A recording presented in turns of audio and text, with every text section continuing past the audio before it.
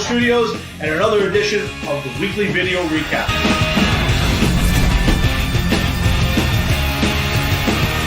The March 31st.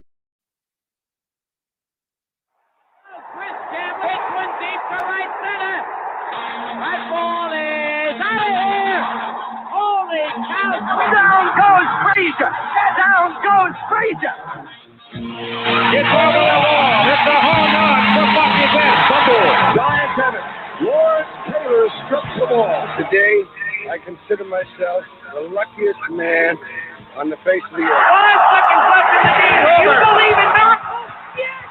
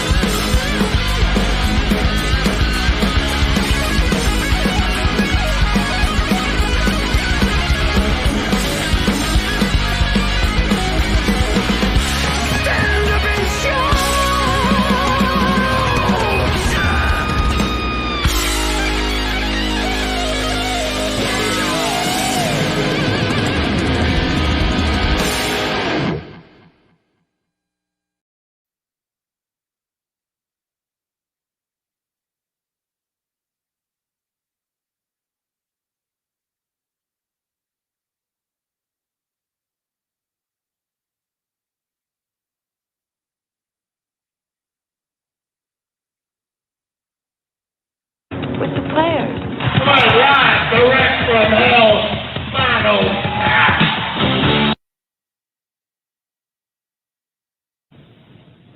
But hey, enough of my yakking. What do you say? Let's boogie. And that is my cue to start the show. Welcome to another Thursday edition of the Hard Rock and Sports Show, live from high atop Hard Rock and Sports Studios in beautiful scenic Monroe, New Jersey. We are the weekly 3-hour get-together. We bring you all the biggest news from around the worlds of hard rock, heavy metal, and, of course, the wide world of sports. And, guys, welcome to Thursday night here at the Hard Rock and Sports Show. And it's been a beautiful day, hot week. Hope you guys have had a good one. And it's going to be a hot night here on the Hard Rock and Sports Show. We got a lot to get to, plenty of guests. We got two interviews tonight. We welcome back, in his alter ego, the one and only Terry Michael Leroi, with his new band Leroi X3 or Leroi 8. I'm not sure how he kind of puts it out there, but we welcome him back tonight. Also, his alter ego is Granny 4 Barrel. Lots of good music from them. I just opened the show with the video from Terry's new band. Leroi X3, or I guess Leroi 8, Leroi the 8th. I'm going to see how he kind of pronounces that. But we also got Morpheus Tilly from the band MOJO Alice. We played their music, I think, last week's show. No, the week before. They have a new album coming out, Liquid Sin. And we're going to have, can't wait. There he is. Hey, Morpheus. And looking forward to having him on. We're going to have our first guest from New Zealand. We've had people from Australia, the UK. I'm pretty sure we had some Sweden, Switzerland, one of those countries. But our first guest from New Zealand. Looking forward to that today. So we're looking forward to that tonight. We got a lot of music and sports for you tonight. So keep on hang in with us. I want to do a couple quick announcements. First off, a good happy birthday to a friend of mine from a long time ago, from my football days with the South Beach Panthers, Frankie Mule, Iggy Mo. Happy birthday out there. I also do, Dad, I know you're hanging on the line. You stay on there. I'm just going to disconnect the show for a little bit. I want to show a photo. I want to get a little something on. I want to wish congratulations to the Pika family for the birth of Carmine Albert Rudge. That's right. Little Carmine has entered the world. I'm going to see if I get a picture up here. So, Dad, hang in there. Don't go anywhere. Let's see if I could share that photo now. Let's see. Share file. Okay. Hold on a second. Sorry, guys. I'll get Jeff on in half a second. I just wanted to get these photos in there if I can. I'm not sure it's going to let me. Let's see real quick. Let's see if I can find it in my system. It's not letting me. Let's see. I'm not sure that's going to let me in there. Nope, it's not going to let me share this. Shoot. Share one more time. Video file's not there. Share screen. Let's see if I put it up on the screen again, if it shows up.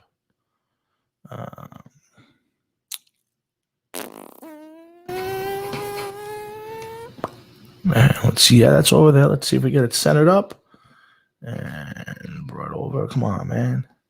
Sorry, guys. I'm sometimes the new technology. There it is. I'm going to share the screen. Share it. Let's see. And there he is, little Carmine Albert Rudge with his grandpa, Guamati, Lou Pika. Congratulations to the entire family on the birth of little Carmine. Louis, make sure he always carries his wallet. Please make sure he always carries his wallet. Good day. Hello to our good friend Giuseppe Dante, popping up on the screen there. So, again, we'll get back to the show. I just wanted to wish the Pika family congratulations on Carmine's birth. So let's stop sharing that. 1 second. Then I'm going to move some stuff, get up, and get ready to get Jeff on.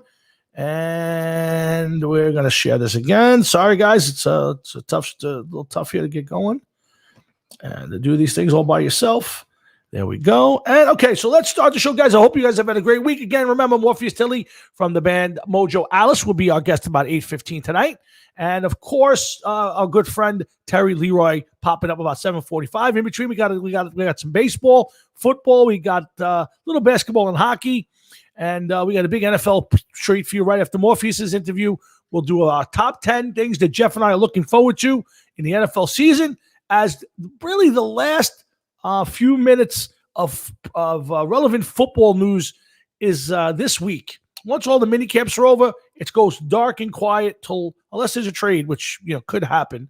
till training camp starts at the end of July. So let's kick off the show. Let's get Jeff on the air. Let's have some fun. Right back here at the Hard Rocket Sports Show. We're here every Thursday. Now, remember, next week we got a couple interviews coming up. I think next week is Danny Zelenko. Danny Zalesko. He is a promoter. Concert promoter, one of the biggest of all time. He'll popping in next week with us. On the 24th, I believe it's going to be the one and only Sammy Lee from Red Rain. I'll get more stuff up on the air for you guys. But let me get Jeff on. Let's get the show started. Have a little fun. What's up, Hefe? What's going on, man? Same old shit, my friend. It's just a little tougher getting this stuff on the air tonight. But Hefe, let's start the show like we always do. Hefe, how was your week? Yeah, still not over. I got to go to work tomorrow. Oh, that sucks. Well, listen, though, but you're I saw your post. You're about a month out from your birthday, which we're all a month from today. A month from today. Man. And shortly, possibly after that, if the moons and the stars align, you may be a retired gentleman. Yeah, they're starting to peek out of the clouds and look like everybody's getting in line, or at least they're lined up that way. Well, that's good news. I mean, Mm-hmm. do you know, like, all right, so let's say July 15th, Jeff is no longer an employed Parks Department worker of the retired sector of the country. If that is the case, Jeff, if you have now retired, will you be taking some time off before a new career? Will there be a new career? Yeah, there'll be something, but I don't know what. I'm keeping my ears open. Will you take some downtime for a while? Are you the type you'll sit around for, let's say, take the summer off, start after Labor Day, kind of kick back a little bit? I really don't know what the how open that window is going to be. You know, okay. It depends on a couple different things. One thing you could bet your bottom dollar on is I'm going to be baked out of my fucking skull. I'm going to make up for lost time. I can promise you that much. Well, as long as you show up on Hard Rocket Sports Show within your. I don't know how good I'm going to be, but I'll be there. They may prop me up with a stick, but we'll do something to get you going. But guys, we got a lot to get to tonight. We got a lot to talk about. I want to get right into it with this baseball talk. There's a lot of craziness right now in the world of baseball, Major League Baseball, with this cheating scandal, so to speak. And I'm curious, Jeff, do you have a take on it before I give mine? Do you have any thoughts on all of this? Are you talking about the pitching? I'm talking about the pitching scandal at this moment. Yes, where they're saying that players have been using a foreign substance, and the poster child is New York Yankee Garrett Cole. And that was the fucking idiot that was on that couldn't answer the question, that stumbled over his own words. He should have been better off just, I don't know about that. I don't know what others do. I know that I'm cool, but. Yeah, I mean, you know what? Here's the thing. I don't want to get my dad right in on this, but, you know, Jeff, here's the thing. I think that people have been doctoring baseballs all through. I mean, if you think back to Whitey Ford, one of the greatest pitchers of all time, guy, Hall of Famer, you know, 7 or 8 Yankee World Series.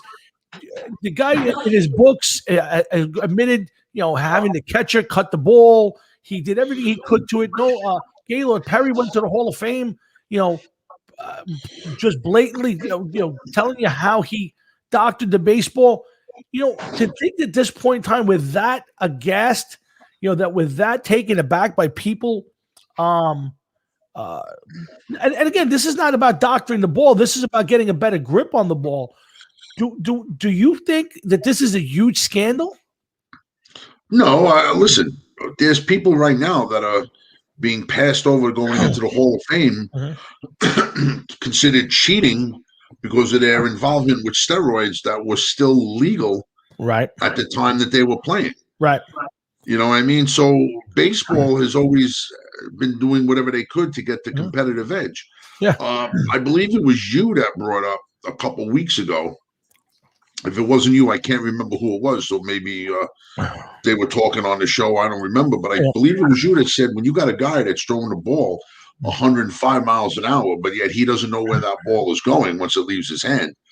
If you're going to let him use a little something so that he has a little bit more control over where that ball's going instead of maybe going for somebody's head or something like that, what's the difference? You know, they hit the ball back at the pitcher not to start bringing these stats in, but sometimes at over 120 miles an hour, it's a matter of time before somebody gets seriously injured here. If the pitcher's going to use a little something to keep his hands dry, a little extra spin on the ball, whatever, consider it. Consider it. Maybe it'll prevent somebody from getting a beanball or a pitch to the face and getting seriously injured. I wouldn't want to get hit in the ass with a baseball going 100 miles an hour, much less getting hit in the head. I agree wholeheartedly. And listen, while I frown on changing the game and altering the game and all that stuff, I think this has been a part of the game for a long time. And what people are accusing them of is getting a better spin rate, which helps the ball move naturally, I guess. And they picked on Cole. Now, again, do I think Cole did it? Yeah, I think he was doing it or is doing it. I think a lot of players are doing it. If you look at the careers of some of these guys, I'll give you Verlander. Verlander in his last couple of years at Detroit couldn't get anybody out. All of a sudden went over to the Houston Astros and was winning Cy Youngs. So I think that there's something to it. Now, Pete Alonso, who I'm not a huge fan of for the Mets, came out today and said, hey, if this is allowing these guys to be able to control a 101 mile an hour pitch, I'm all for it. Just to your point, Jeff. So I think that there's a little bit of an advantage because it puts a little spin on the ball. I don't think this is the first year that this has been going on. And in 2019, balls were flying out all over the country. Nobody complained about spin rates and all that stuff then. So this isn't happening this year. This has been going on a long time. And I just think that it's, somebody said, Josh Donaldson said something, accused Cole. And to your point, I'm sorry to go so long, but Cole came out and said basically to start that whole thing, hey, when you came into this league, there were things that were brought up or shown to you from the older guys that you just kept going with, and nobody complained. Now, he should have just said, listen, there are stuff I try to use on a cold night or on a wet night to make sure the ball doesn't slip out of my hands, but I don't get a competitive advantage out of it, and moved on. Yes, 30 seconds of stammering did not look good. But to me, no, listen, the best thing he could have turned around and say, listen, I have no idea what you're talking about. I never did anything to the ball. Unless they have video of him and they're saying, well, what's going on in this sequence right here? You just turn around and be like, I have never doctored the ball. Not only do certain sports police themselves, but it certainly seems as though that certain sports have their unspoken rules. And baseball, probably more than any other sport. Oh, absolutely. Okay, is going to turn around and continue to live the way it has for God knows how many years. So instead of just turning around and saying, I didn't do it, I got a rosin bag there. Yeah. That's what I use, rosin. Yeah, again, there's a million ways to go. I think the stammering part was not good. No, of course not. Yeah, so I don't know. But let's get my dad in, because I think Carmine, Dr. Carmine, who you have somehow decided to let amuse you, wants to pop in at some point. So let's get my dad in first. Listen, he's a smart man. Let's get my dad on the show for a minute, see what he's got to say. What's up, Pop? Okay. Very, very, it's very stupid. I mean, they've been cheating in baseball since the beginning of time. And I don't, I'm not a big fan of Pete Alonso. I agree with a lot of things that he said. And I also about the balls, them changing the rate of balls, the leather of the ball, the seams of the ball. And it seems like they keep changing it every time negotiations come out the next year for I'm not plays. I'm not buying that part, Dad.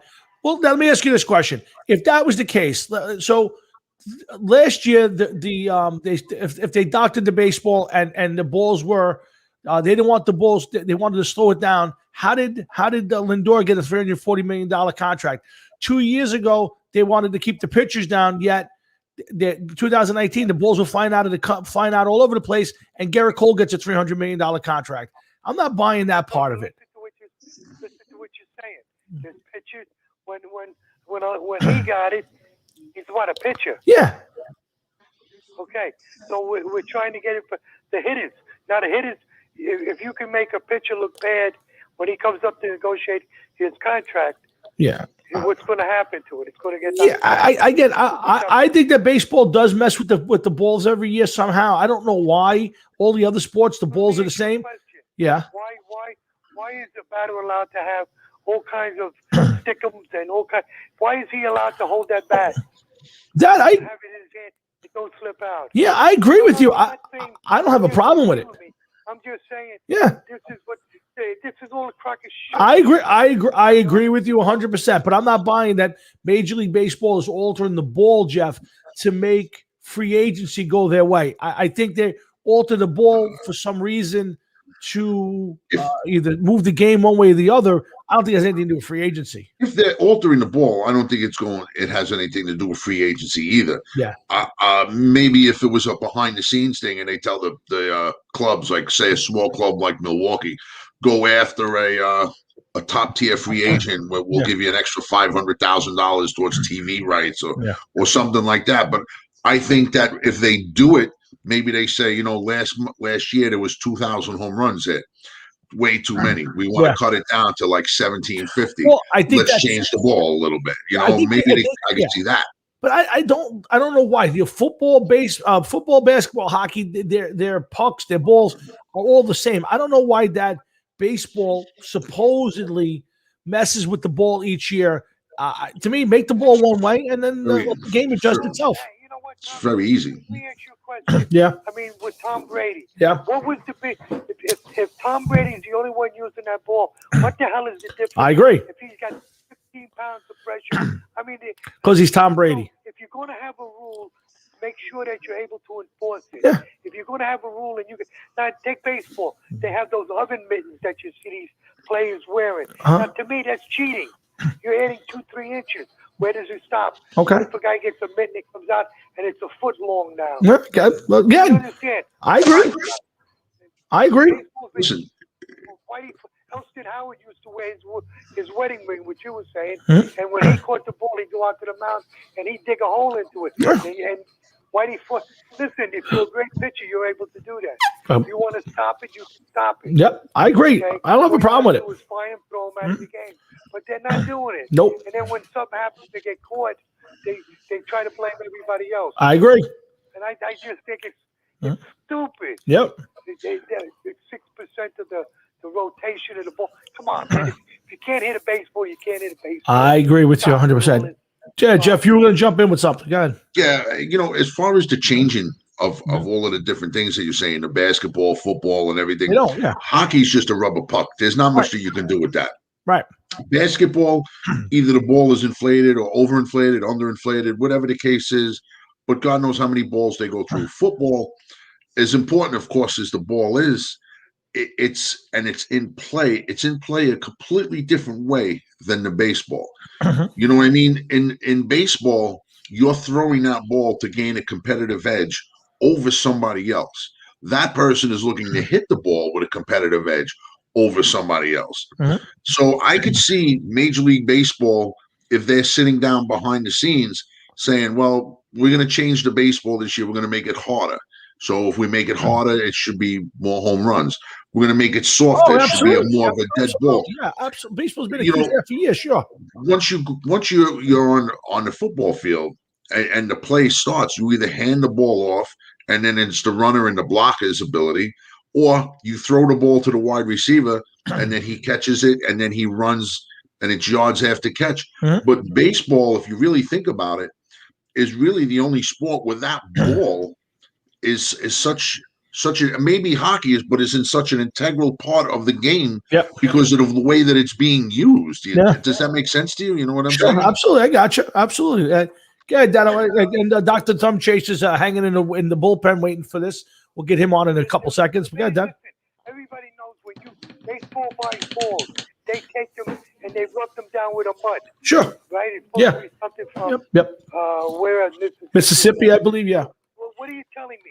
I can put mud on a ball and I can take because the ball is very slick. Slippery. Yeah. So I don't understand what. Either you stop it or you don't stop it.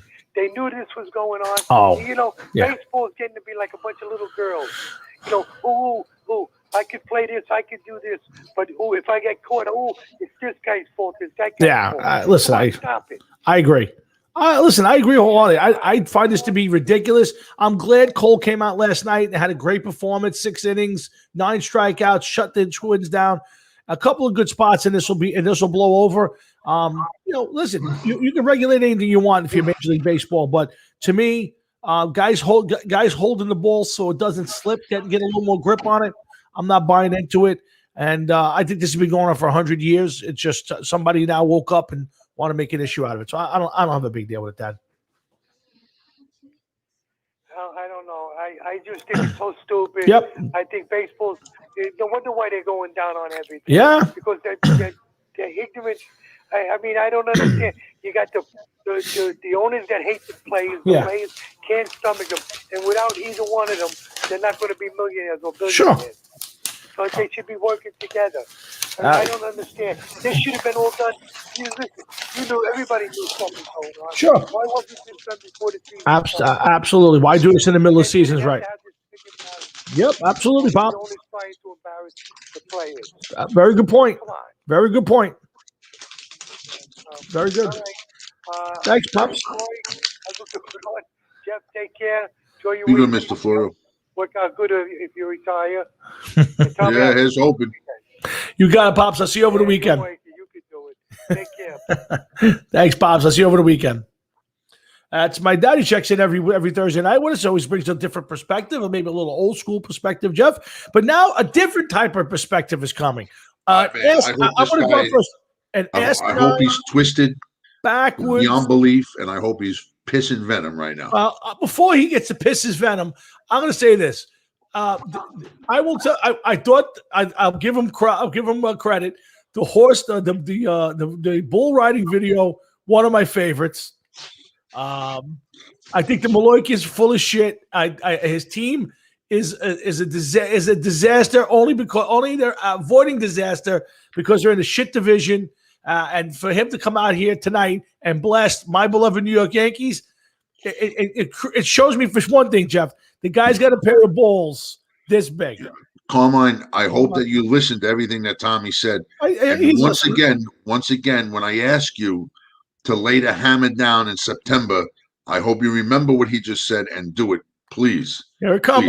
Just shut him up once and for all, please. Let's bring on Dr. Thumb Chaser. Thank you. Go ahead, Carmine. It's all yours. Okay. So, I try to be nice, and you're starting to whine like a fucking pussy, Tom. A pussy. You know what a pussy is, Tom? It's something big. It's something wet. In most cases, it stinks. And with you and your fucking whining, bitch of a fucking crybaby team. All you got a shit division. When you guys suck balls, that whole division, and you're beating on the fucking Orioles every fucking year, and every other year Boston's winning 100 or fucking losing 100. So shut up! So do you forget that the Miami Marlins reside in your division and they win about 60 games? Yeah, I know. Look at that fucking record rather than those blowjobs that you got in your division. And the Phillies have been lighting up the universe too, right? Listen to me. And we've got nobody fucking playing. You got a bunch of stiffs playing, and they suck Yankee Doodle dick. And let me see, hold on. And they still they're the only division in all of baseball. Go ahead. The team leading the division doesn't even have 30 wins. Every other division. Hey, jerk off. They don't have 30 wins because they didn't fucking play 10 games. Jack off. Oh, that's how do you know they would have won any of those games? You can't. They would have lost all of them. Listen, don't know that. Tommy, all right. Biden got 100,000 votes all by himself. Hold on, you fucking cock. Hey, Jeff. Yes. Let's see if he's got balls the size of a field mouse. Why don't you put a bet out? Because you're the Yankees and your jerk-off fucking friend Brian fucking Gibbs, the dumbest human being on the fucking planet, gave me 17 games when the season started. Okay. So now there's 62 in, and he goes, still 100 left. Would you like to give me 17 games? I would never give anybody 17 games. That's ridiculous. Because you're not that fucking stupid, are you? No, I'm not stupid. And you got balls the size of a field mouse. Okay, I thought so. No, we suck. It's because that should be an easy bet. I got brains. I'm a Yankee and a Giant fan. I'm not a Met and a Jet fan. I got brains in my head. Okay. Well, listen, I didn't make the fucking bet. I took the bet. And smartly you did. I would have taken that bet. How? Listen, when he gave me the bet, and I said, "Listen," he goes, "I'll do double or nothing." I'm like, "Jack off! Don't do that to yourself." Yeah, don't do that to yourself. Think about that. The Mets would have to win 82 games, and the Yankees would have to win 99 to make that bet. And that would be a push. And that's a push. I said to him, "You're a dumb." I said, "You sure? Oh, the fucking guy's gonna suck, and we're gonna win 105." Yeah, get the fuck out of here. I went, okay, I'll take the bet. Yeah, listen. You should have to go to church and repent for taking that poor man's money.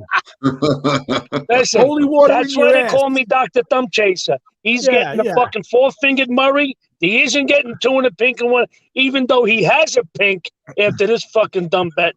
2 in his pink and 1 there, and give that stick him. Wasn't that a fucking rap song? Yes, it was a rap song. And of course, all right. So what else? So good. Are you here to bash the Yankees, or are you here to prop up your Mets? Which one are you here to do tonight? A little bit. It's the I know you're not going to believe this, but I'm here to fucking pat your boy in the back. Even though he pitched the fucking Staten Island Little League yesterday, he fucking blew them away. And I'm glad he did, believe it or not. Me too. But the comment that fucking idiot said when I asked the question, I don't know how to answer that. Can you imagine your father said to you, who fucking broke that? And you went, I don't know how to answer that. And the second I said, I don't know how to answer that, there would have been fucking 5 repeated rights to my fucking head. I agree. I think he handled it incorrectly. He should like a fucking imbecile. Yes, I agree with you. He should have been prepared. He should have known it was coming, and answered the question. Simple and answer yes or no, or came up with the. And I thought he started out okay, and then he got. He would have been better off saying no comment and saying next question. 100%. Mind your business. Fuck your mother. Next. Yeah. But I'll say this. I agree. I watched last night's game, and he needed to come out there and dominate. Yes, whether it was the Twins or doesn't matter. But right. Yes. He's got great stuff. Yes, he's got great stuff. Yes. Now he doesn't got DeGrom stuff. There's only one DeGrom. No, listen. There's DeGrom, and then there's everybody else, and he is. And that's the truth. That is the truth. Yes, 100%. DeGrom is on another level from everybody else. But I'm glad he did. He still needs another outing or two like that, and then it'll start to go away quietly. And Carmine, listen, you're a baseball fan forever. To me, this is a non-story. This is well. Listen, it's been going on for 100 years. It is a story. Here's where it is a story. Why? The fucking whining and crying of almost, I'll say more than half of the fucking Yankee fans that they got robbed against the fucking Astros. Come on, man. Well, wait a second. Hold on. Argument when you score 2 fucking runs a game. I agree with you. I agree with you on that. I think the Yankees have done a bad job. I think this team is poorly constructed now, and it all started with the Stanton trade. And I questioned it then. I still question it now.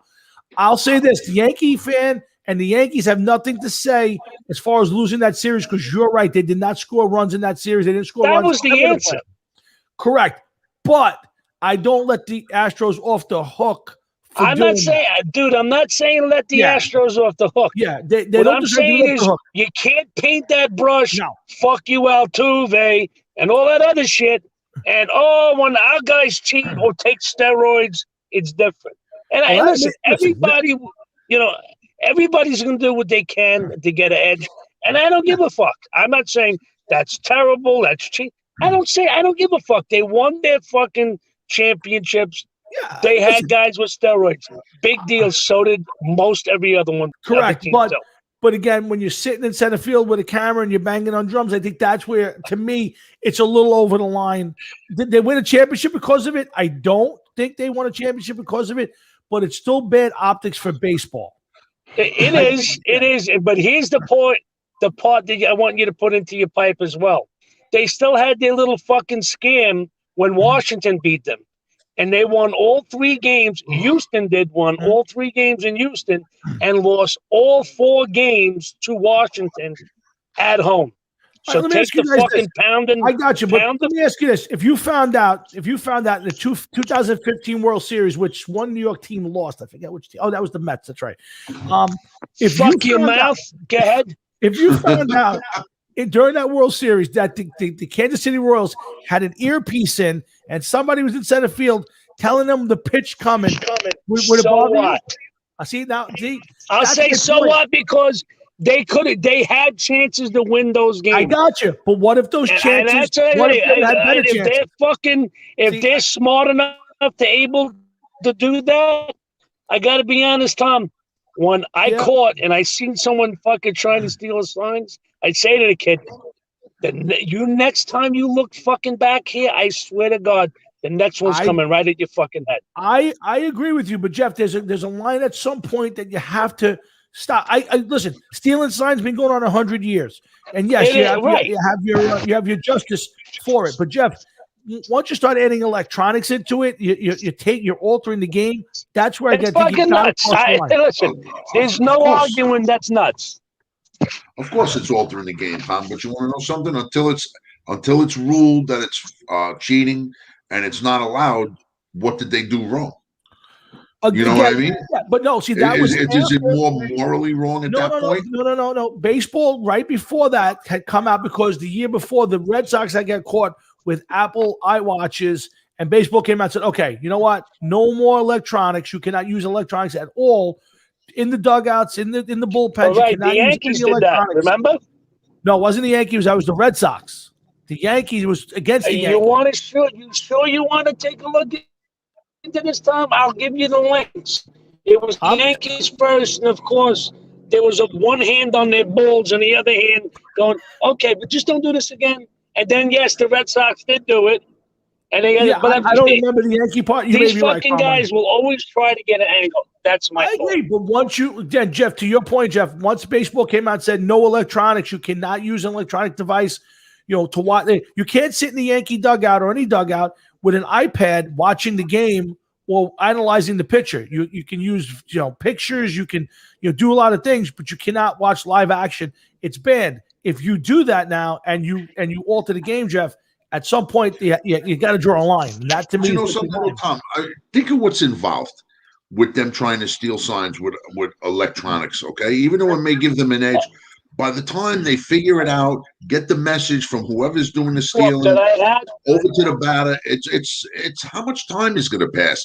It's almost impossible. Yeah, but think about it this way, guys. You're right. So now the catcher puts on a sign, it's a slider. The likelihood the slider is low in the strike zone. It's going to maybe 90% of the time it's going to bounce. And all the batter's got to hear is slider, and he's laying off that pitch. Now he hits fastball. Now he's tuned into a fast. I get it split second, but if that split second, it means a big difference. And I think, to me, that's where I draw the line. But if your team is worth anything, they're going to know that sooner or later somebody's going to try to steal their signs. Maybe they say, okay, the manager's going to sit there and do all of this shit all day long, but it's the guy down the end of the bench that's, doing one of these, like, okay, and they're taking messages from him. You don't know. Or they just change their fucking signals up. That's what I would do. Again, that all possible, Carmine. All I'm saying is there has to be a line drawn in the sand. Baseball drew it before that series, and everybody broke it. The Red Sox broke it. The Astros broke it, and we'll see where it goes. But to me, Carmine, this has been going on 100 years, and to me, this is a non-story, and I'm glad you're right. Garrett Cole came out last night, pitched a good game. And I just wish he would have said, hey, guys, it's something that everyone else fucking does. Yes, I've done it. And then guess what happens? The story ends when you fucking go, hey, Bill Clinton, did you smoke pot when you're, well, I actually lived in hell. I'm fucking yeah, I did. I was a kid. I did jerk off things. I'm sorry. And it's the same thing with this. This is not like, I'm stealing signs from some fucking technology and I'm finding out what the hitter is I know how to take advantage of it. This is just a matter of their stick on the ball, as your father said. These guys got fucking pine tar for the bats. Yeah. I don't see that much of a problem with it. No, and what I really enjoyed is fucking Josh Donaldson did fucking nothing. Yes. I wasn't happy that he didn't drill him. I understand if he did, he would have been thrown out and all the other shit. So I'll give him kudos, but he got even better. He fucking blew him away. He did nothing. Absolutely. I think if he had gone out and hit him, Carmine, it would have belittled Cole. And I think what he did going out there striking him out was way better than throwing at him in that spot. But Tom, you know what this comes down to? Jeff, stop me if I'm wrong. Nowadays, this cancel culture and everything, everyone's a fucking rat. Yes. Yeah, it's true. I'm not discounting that, Carmine. You're totally 100% agree. right. Totally agree. Right. Yeah. And again, I mean, just the old days. Oh, don't the guy was stealing signs? He got one in his fucking ear. Absolutely. Listen, I believe in baseball justice. I believe in justice in any sport. You police, especially in baseball. I think you police your own sport. And when the guy's doing something, he's stealing signs at second base. The batter gets one in the ear and you don't do, and the runner will learn not to do it again. Hey, and think about this. I mean, you guys. I mean, I see Bob Gibson. I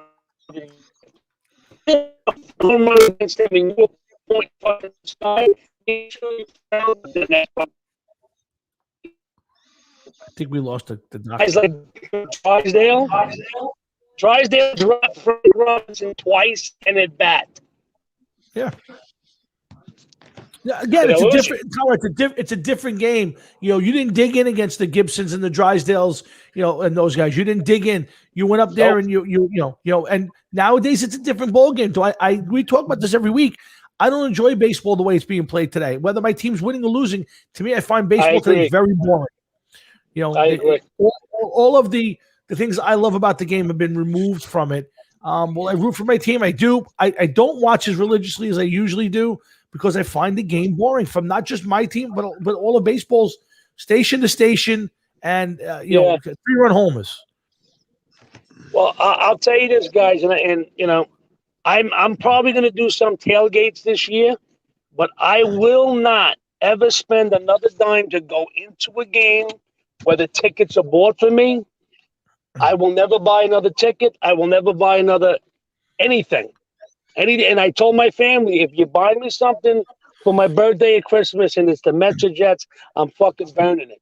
So do yourself a favor. Don't spend the money. I would be a hypocrite to say, I don't watch it. It's impossible. But I in some way, I got to not support these fucking pricks. And the way I'll do it is I'll never go to another game again in my life. And that's it. I agree with you. I agree with you right now. I won't put it that I won't ever go again. I'll just say I won't go right now the way it's played. And my biggest thing is I will not buy any apparel. I usually buy new hats and buy shirts, sir. And I will not give them my money. So I love the game, so I tune it on. But going there and giving them my hard-earned money or buying their stuff, I agree with you, Carmen. I'm not doing it either. Yeah. How about you, Jeff? I didn't hear you say something on this. No, dude, I haven't bought anything in a long time, and will not. Good. Fuck them. Yeah, that's to me. And I won't go to the games regardless because the prices are just simply too fucking much. Oh, they're nuts, dude. Yeah, they're insane. Right, they're nuts. Yeah, I mean, you go to the game, it's you buy the tickets for a few $100, and then you got to try to eat and then park, and it's a $400-500 night before you spin. So I mean, you got to be in love with it. And right now, I don't love the players in any of the sports. Maybe hockey, I'll give it a pass, but the other ones, I don't watch basketball other than to keep track of it. Oh, fuck them. Basketball, I have like zero. I mean, I'm a Net fan, but trust me when I say if they lost the next, and I would really give a shit. Yeah, I feel the same way. I honestly do. But and you're right, Carmen. There's got to be something. And again, I love the game, so I'm going to watch it and have some fun. With fans of other teams, we all break each other's balls. Well, that's the only fucking reason I do it for. Yeah. Other than that, though, to support them in any way, giving them my money, I just can't do it. So that's my stand against Major League Sports. Even before all of this, they took it to such a level that if you have a son and you want to take your kid out to a ball game, and like you just said, what you're going to pay for parking tickets, a couple hot dogs, the kid's going to want a souvenir. It's like how much money you got to put aside for an afternoon. Yeah, it's impossible. It's virtually impossible. besides that, I'd rather just sit at home and watch in the comfort of my own home. If I'm hot, I put the air on. I'm cold, you know what I mean? I got to go pinch a loaf, Jeff, do whatever I want to do. The most important thing, while you're flipping with the remote, there's one hand free to juggle. Keep that in mind. Yes, there is. But if you're a real fan, you'll do that live too. Yeah, that'll be me going to fucking jail. Why? I was jacking off on the field. Well, Jeff, it's just a simple adjustment, man. It's just a simple adjustment. Oh, well, listen, Doc, I got my next guest coming on. We'd love having you on, and keep the videos coming. I have to admit, the bull one was my favorite to date. It's probably one of my favorites to date. Wait, did you like the interview thing? What was with the hair? I promise I wasn't a Hasidic Jew. It was supposed to be. Remember in Nutty Professor when he pulls off the hat? He says, "I'm about to karatecize your ass." He takes the hat off, and the dreadlocks are sticking up, and Eddie Murphy starts crying. And so, take that shit off your head. Well, I know. I looked at it. I'm like, it looked like a yarmulke. I couldn't figure. I couldn't figure out where the Jewish bull rider was coming from, but and I'm surprised nobody said anything about it. Come on, I love you to death, my man. I love you guys, Jeff, Tommy. Be well, my boys. You got it. Stop the dumb chaser. Call it in. See you soon. Come on, take care, buddy. Be well, brother. He never disappoints, Jeff. No, he does not, man. No, he does not. He never disappoints. But there's another person who never disappoints us, Jeff. And we haven't spoken to him in a long time. I haven't seen him since his show in the city under his alternate character or alternate personality. When I got to see Granny Four Barrel in the city, I think it was 2019. With a great show. Yeah, that was a great show. I think we had a drink together actually after. And that was the second time I got to see him. Got to see them live, and now he's live right here in his. I don't know his old. Maybe this is like Clark Kent to the Superman. I'm not really sure. But joining Jeff and myself at the Hard Rocket Sports Show is the one and only Terry Leroi. Terry, hey guys, what's up, brother? What's up, man? Hey, how are you? Last time I was talking to you, I was dressed up like an old woman. we were starting to get concerned. We didn't know what was going on. Yeah, dude. No, it's definitely an alter ego. But we're going to talk about Granny in the third person. Yes, it's going to be a little strange for us. We've had Granny. She's showed up a lot of times around here. Yeah, she's been feeling a little out of it. So her grandson's taking over tonight. Well, you know what's funny, Terry? We were just a few weeks ago on the show. Jeff and I were talking. And we had interviewed somebody. We were talking about how much fun some of the guests are. And you came up and said, it's been a long time. I wonder what happened to Granny and the show. Maybe the pandemic killed it. We hadn't heard. And then I got the email that you guys wanted to come on. And I was, of course, happy to have you on the show. So what's been going on in the last year and a half? Yeah, man. So, you're right. It was like almost a couple of years ago now. We played at Dingbats, I think, and you guys were there, and then of course, pandemic, so things got shut down. But Granny didn't stop. We just kept recording. We kept recording, and then we started another collaborative project. We did that cover tune for charity under the moniker Leroi 13, my last name, and I rounded up some all-star guys for that. So, and then back again to Granny. There's a new song. I think I sent you guys some links. Yes, I played the Leroi 13 stand up and shout cover, which was phenomenal. So I want to hear a lot about that band, and I have the Granny one, which I will play for a minute or two, just to kind of give everybody a shot of it. But all great music. First tell us about the new band, or is this a new band, or is this something that's been kind of out and about? Yeah, well, it started out the story goes like this. Granny Four Barrel was playing a show at the Whiskey pre-pandemic, I think it was in November 2019. And we played a show. Wendy Dio was there. We were super stoked that she was there. So we played Stand Up and Shout by Ronnie Dio. And she loved the track and invited us back in 2020 to play the Ride for Ronnie event, which was the charity event they have. And they have a few things. Last year, 2020 was a big year for the Ronnie Dio clan because it was a 10th year anniversary of his passing. Right. There were all kinds of events planned. It all got shut down. So I was still in Ronnie Dio mode. I was excited to play the show, play, do something for the charity. And I called David Bendeth, our producer, and I was like, dude, like, we can't play anywhere, so why don't we record a song? We pitched the idea to Wendy. She loved it. We said, hey, let's just do this song. Hopefully she loves it when we're done. If they approve it and the charity approves it, we'll donate. We're good to go. We get their stamp on it. We donate all the proceeds to the charity. So there you are. Wow. Let me. I gotta say, I enjoy yourself with Granny Four Barrel, of course, but you hit a completely new level with that Dio cover, man. Wow, your voice was so unbelievable, so strong. It really was, man. It's very impressive. Oh, thanks, man. Very impressive. Yeah, Ronnie, it sounded great. Appreciate that. And the players on that, all-star guys, 2 guys from Evanescence, Aaron Pauley from Of Mice and Men, and guitar player out of Detroit, Sammy Baller. So it was an all-star lineup. Now, to answer your question, it started out as it was just like a one-off kind of collaboration. Oh, let's just do this. But then we had so much fun. Will Hunt, the drummer from Evanescence, and I have continued forward. So we've recorded 2 more songs, which we're about to release next month.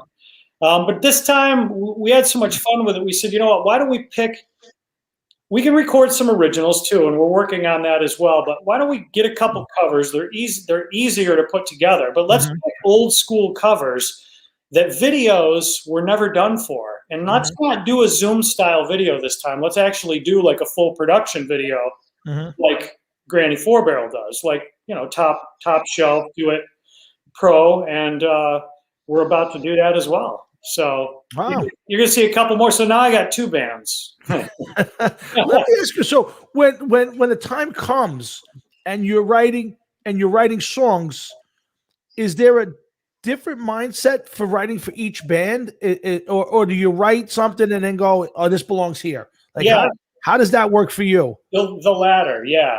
It's like we write something and say, what does it fit? What will it fit better for? But I mean, it's both entities are hard rock, metal, anyway. So yeah, but kind of interchangeable. But the Granny stuff is a little different with the violin. More theatrical. Yeah, it's definitely more theatrical. So that's why I wondered, like, do you have to write differently, or is just shit? This is what's coming out of me. I'll figure where it goes later. Well, yeah. I mean, you guys saw the Granny show. Oh, amazing! Even though it's theatrical and shock rock, it's still metal. So yes, I mean, and again, Wendy Dio saw us as Granny Four Barrel. So when we played a Ronnie Dio cover, we were dressed, to the nines as Granny, as the shock rock act. So I think it just works because either entity, I feel like whenever each band plays, I'm going to play songs from each catalog anyways. Why not? Well, let me ask you this question. This just blew my mind. Could Granny Four Barrel open up for Leroi 13? Oh yeah, dude. we've talked about that, or vice versa, right? Yeah, exactly. No, you don't know it's the same band. So. Well, yeah. Will there be problems? Will the bands fight with each other? Could there be more? Who wants to be top biller? It could be a little bit of stuff in there. Yeah, I mean, it's certainly doable. The only potential issue is, whether Granny can keep her voice that long. So we're going to do a couple hour show back to back.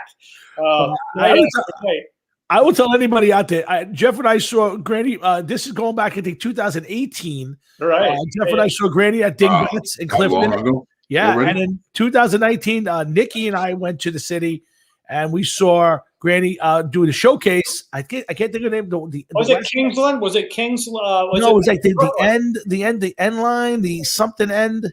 The bitter end? Bitter end, maybe? Yeah, it was in the village. We got in the village. A showcase in this little basement place. It was hot as hell. Yeah, dude. But the show was great. And afterwards, now it wasn't as much fun as the first time when Jeff and I got to hang out with you guys on the bus and we had a blast with you. I still have the pictures from that. But the show was great. And, I love it. So now I'm even more stoked with the new band because I feel like it's kind of, throwing off the robe and let's go out there and, do the old metal stuff. So will it be more originals coming soon? What are we expecting? Absolutely. I mean, one of the good things that happened from the pandemic for us was, well, we're not going to stop. Let's just keep writing. So we're sitting on a pretty large cachet of tunes, and plus with the Leroi 13 thing, the covers are great. We just pick them out, and you can knock them down in a few weeks. Just rehearse them, figure out what you're going to do to change it up and make it your own. And there's a lot of great songs from 30, 40 years ago to pick from. Oh, sure. And say that it's not a song, Jeff, that you kind of hear all the time being covered. There's a lot of Dio songs covered. That's not one you hear covered, Jeff, all the time. No, not at all. And after seeing you as Granny Four Barrel, it's more of a theatrical element to your show. And now when you're doing a cover like this, are we going to see more of your influences come out? And who are your influences? Evidently, it's got to be Dio, because you pretty much hit that one right on the head. Yeah. Like, where else do we expect? In what vein are you going to be writing it? Yeah, you can expect. So what I'd like to revive is, I would love to resurrect a classic rock sound, but it's all refreshed. It's new. So it's got elements of the vintage sound from classic rock days, but it's recorded obviously with modern technology and maybe just a hint of modern elements mixed in it. And then I get to sing like I truly love, which is in Ronnie Dio style, or any of those singers from back in the day, Dickinson, Halford, Jeff Tate, guys like that. Those are the singers I grew up with, and those are the guys I really love to sing. So you're going to see more of my influences, especially in the next track. Nice. Are we leaking that out anytime soon, or do we know what? Well, I'll tell you this: one song is a Journey song that's never been redone, to my knowledge. Wow. Yeah. So, and you might think Journey and go, oh, I mean, it's not one of the hits. It's a B cut. But it's back in the day when Steve first joined the band, and there's some crazy singing on that version of the song, and really loved that. I always wanted to sing it. Searched it on YouTube, and I was like, "There's not even one version of this. No one's ever done it." So we made it more metal. And if you strip down the elements from Journey and you just listen, you take the keyboard away, for example, and you just listen to it. It's a 4-piece rock band. And we just kind of stripped away some of the pop elements from Journey and made it a little more metal. And then the other track is a rainbow track. So Richie Black with Dio singing. So. I was just going to ask that. So, good stuff. So Jeff and Tom sitting here with our good friend Terry Leroi, and he's talking about his new band, Leroi 13, and their cover of "Stand Up and Shout" by Dio. It's a great song, and the video was a lot of fun. I played it to open the show tonight, so check it out on the replay. And of course, go out on YouTube, and Terry will give you all the websites shortly. I want to play a little bit of the Granny song, so I feel like I want to hear it. 1, 2. I like everybody. Kind of got a lot of people listening right now, so if you guys don't mind, let me just shift over, play a little Granny, and we'll come right back. Yeah, dude. And let's see if I find it. There it is.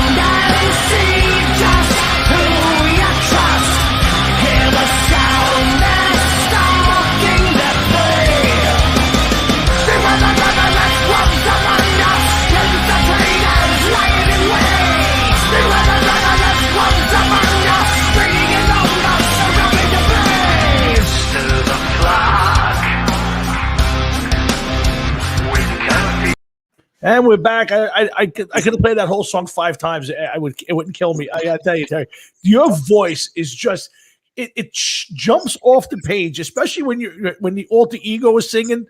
Your voice it just shocks you that's what's coming out of Granny Forbout. It's amazing. And guys, live is as good as what you're hearing right now because I've seen it twice. So there's no doubt in my mind. Is there something that does the Granny persona hold you back at all? Is there a downside to the Granny other than obviously wearing a very heavy coat and wig?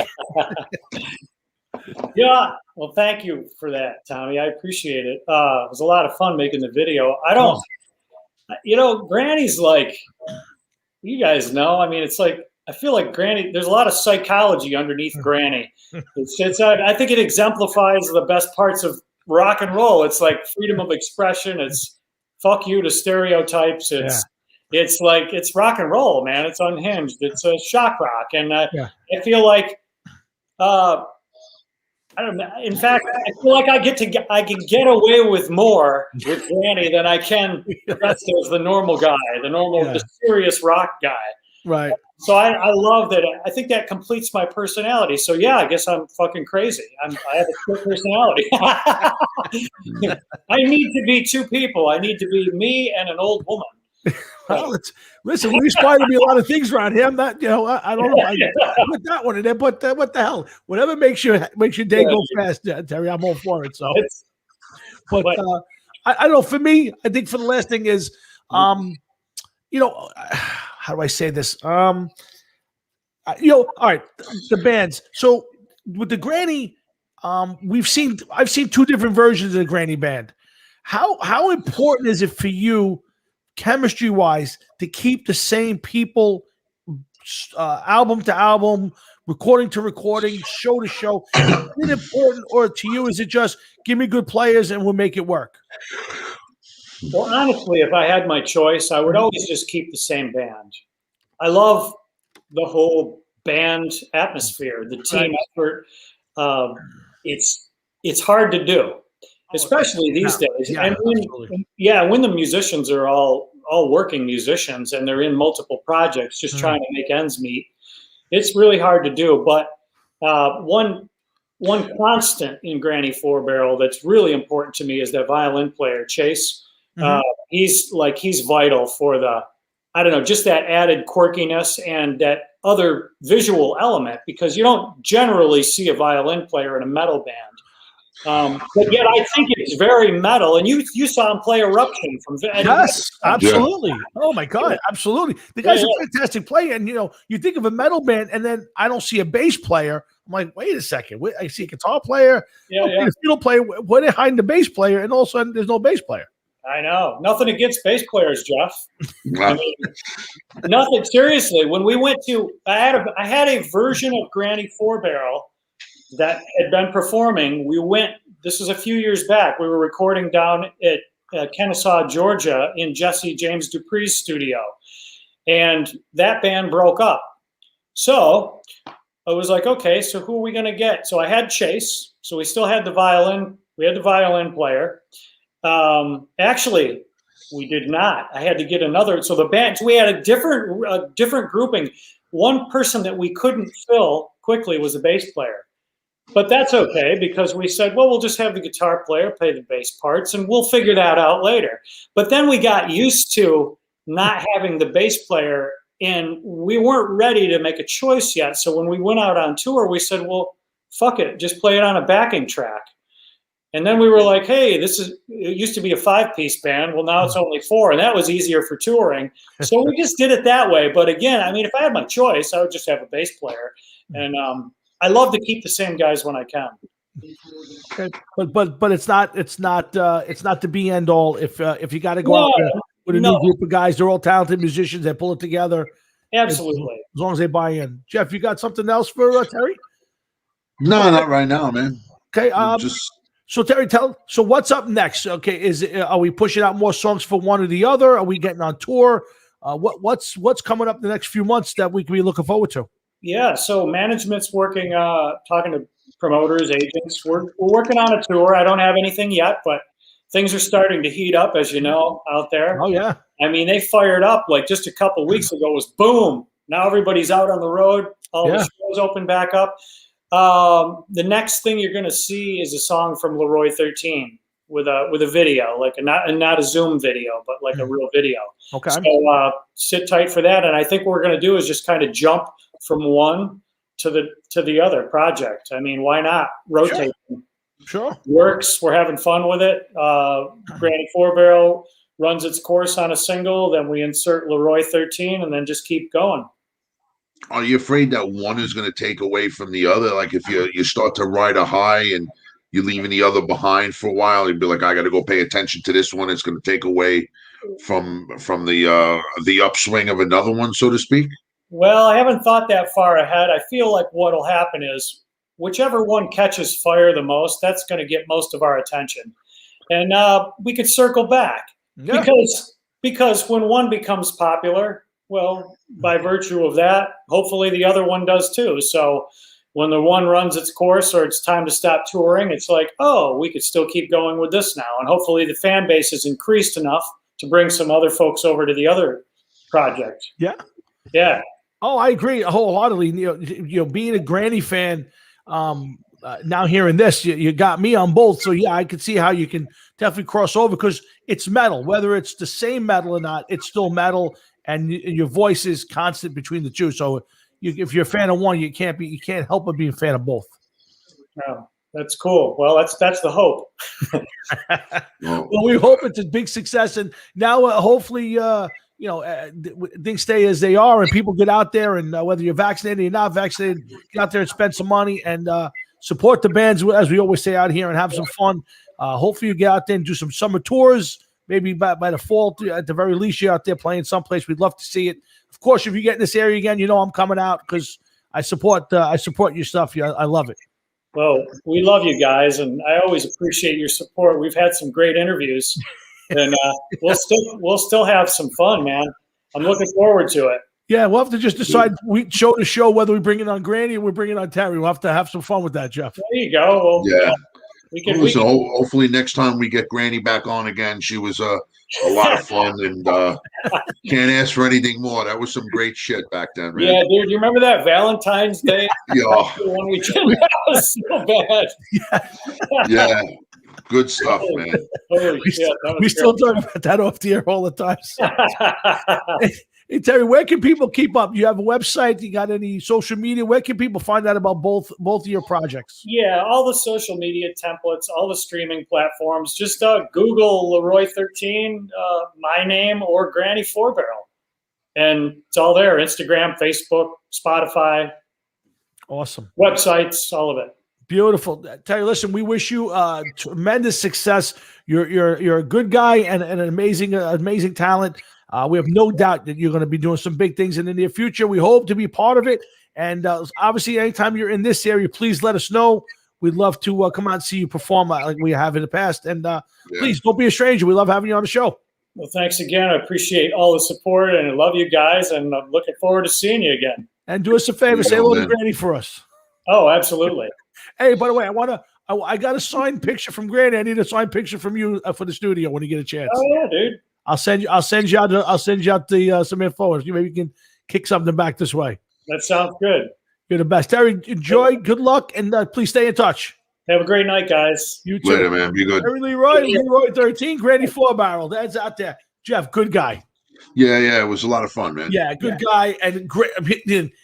You don't realize how good his voice is until you hear him sing. Oh, without a doubt. That stand up and shout cover. Holy cow! He had a couple of notes, but I get the hair in the back of the neck was standing up. Yeah, dude, it's amazing because his voice, like to make a perfect analogy, his voice was as good as the New York Giants are bad. It was like from one to the other. It was just really wow. You it's taken you 55 years, but you're just a colossal jerk off. You really are. Well, I'm just being completely honest, man. I'm being completely honest here. We had to talk about fucking doctoring up baseballs and everything else, and that's cool. That's big in the news. But what else is big in the news is that the New York Giants just, that's it, man. They need the blue pill. we're going to be talking a lot of football right after our next interview. We got Morpheus Tilly. You see this stuff? I have my top 10 list. Let me see your top 10 list. Let me see your top 10 list. Let me see it. I'll get you right now. Hold on, it's right here. Let's pull out. You sound like fucking Cole getting interviewed last night. Come on. No, it's right here. Top 10. My top 10 list is right there. Okay. I absolutely prepared for that one. I thought it was actually a great little topic for the night. Why it's a good one, Jeff? Because this week most of the teams are out there doing their veteran mini camps. After that, it kind of you get quiet till training camp opens up. Yeah, it'll start to get quiet. I think some of the things though that I've been hearing though. In the time being, just make you like sit there and shake your head and real quick. I know we don't have much time of it, but all of a sudden now, in the middle of June, Deshaun Watson announces that he wants to be a Denver Bronco. It's here it is again, Jeff. I guarantee you the Texans want to trade him. Of course they do now. Of course they do. Now what he's doing, Jeff, is making it look like it's his idea to be traded. He's making it like I don't want to be here. Nothing. Well, it has been his idea to be traded. But the whole point of it is 22 people accused him of forceful touching. But now he wants to be traded. How about this? First of all, they went out. They kept Drew Lock. They went out and they got Teddy Bridgewater. Yep. That's one. Yep. Two, Aaron Rodgers makes his availability or wants to be available and to get out of there. And Denver's a big place, hot spot for him to go to. Okay, that's another thing. Yep. Now all of a sudden, Deshaun Watson comes back in the middle of June. People are starting to plan their seasons around who they have on the team. 100%. Now the Denver Broncos are supposed to sit and be like, "Now you want to come over here? You may never play football again." Yeah, absolutely. And now you want to announce that this is where you want to get the fuck out. I would have turned around and be like, "No." Thank you anyway. I agree with you. Same thing for me for Aaron Rodgers. Aaron Rodgers is going to be a Green Bay Packer if he wants to play. If you're Aaron Rodgers, Jeff, you're 38 years old. You're not sitting out this year and hoping to be traded next year. You're not going to sit out a season. So either you're going to play this year or you're going to be done. Of course, but you can't compare Deshaun Watson to Aaron Rodgers. Why? If Aaron Rodgers wants to go someplace, okay, and he's like, you know what, I'm not playing in Green Bay anymore. Yep. Okay, Green Bay sooner or later is going to be like, you know what, we're going to get some picks, we're going to get some collateral for this guy. Yeah. So we're going to make the trade. Mm-hmm. Deshaun Watson, okay, he's young and he's this, that, and the other thing, and all of a sudden, all of this stuff comes out of nowhere. Yeah. Yes, they wanted to hold on to him because they figured, okay, he may be expensive this year or next year, but after that, he's going to start. The price is going to come down a little bit because it's going to be, more than competitive. And then all of this happens. So it's like, how do you move on from? What do you do? And the window to have traded him is slammed shut. It's done. Yeah, I think both guys are going to wind up on their team. Now, I don't know if Deshaun Watson is even going to be playing football this year. We still don't know, and I think I'm shocked that the NFL hasn't reacted quicker. So we'll see how that plays out. But Aaron Rodgers is a Green Bay Packer this year. First of all, let me ask you something. Yeah. Okay. We got a guest, God. What's that? We got about a minute before we got to pick up our guest. When it comes to having fights and airing everything out, most people do it on Twitter. Okay. Yeah. What is your take on Deshaun Watson and these 22 women doing this on Instagram? This to me is more like saying like it's a high school level bullshit case that's going on because they took to Instagram. Mm-hmm. Why? What is all of a sudden Twitter's not good for this? Facebook isn't good for this, so we're gonna go to Instagram.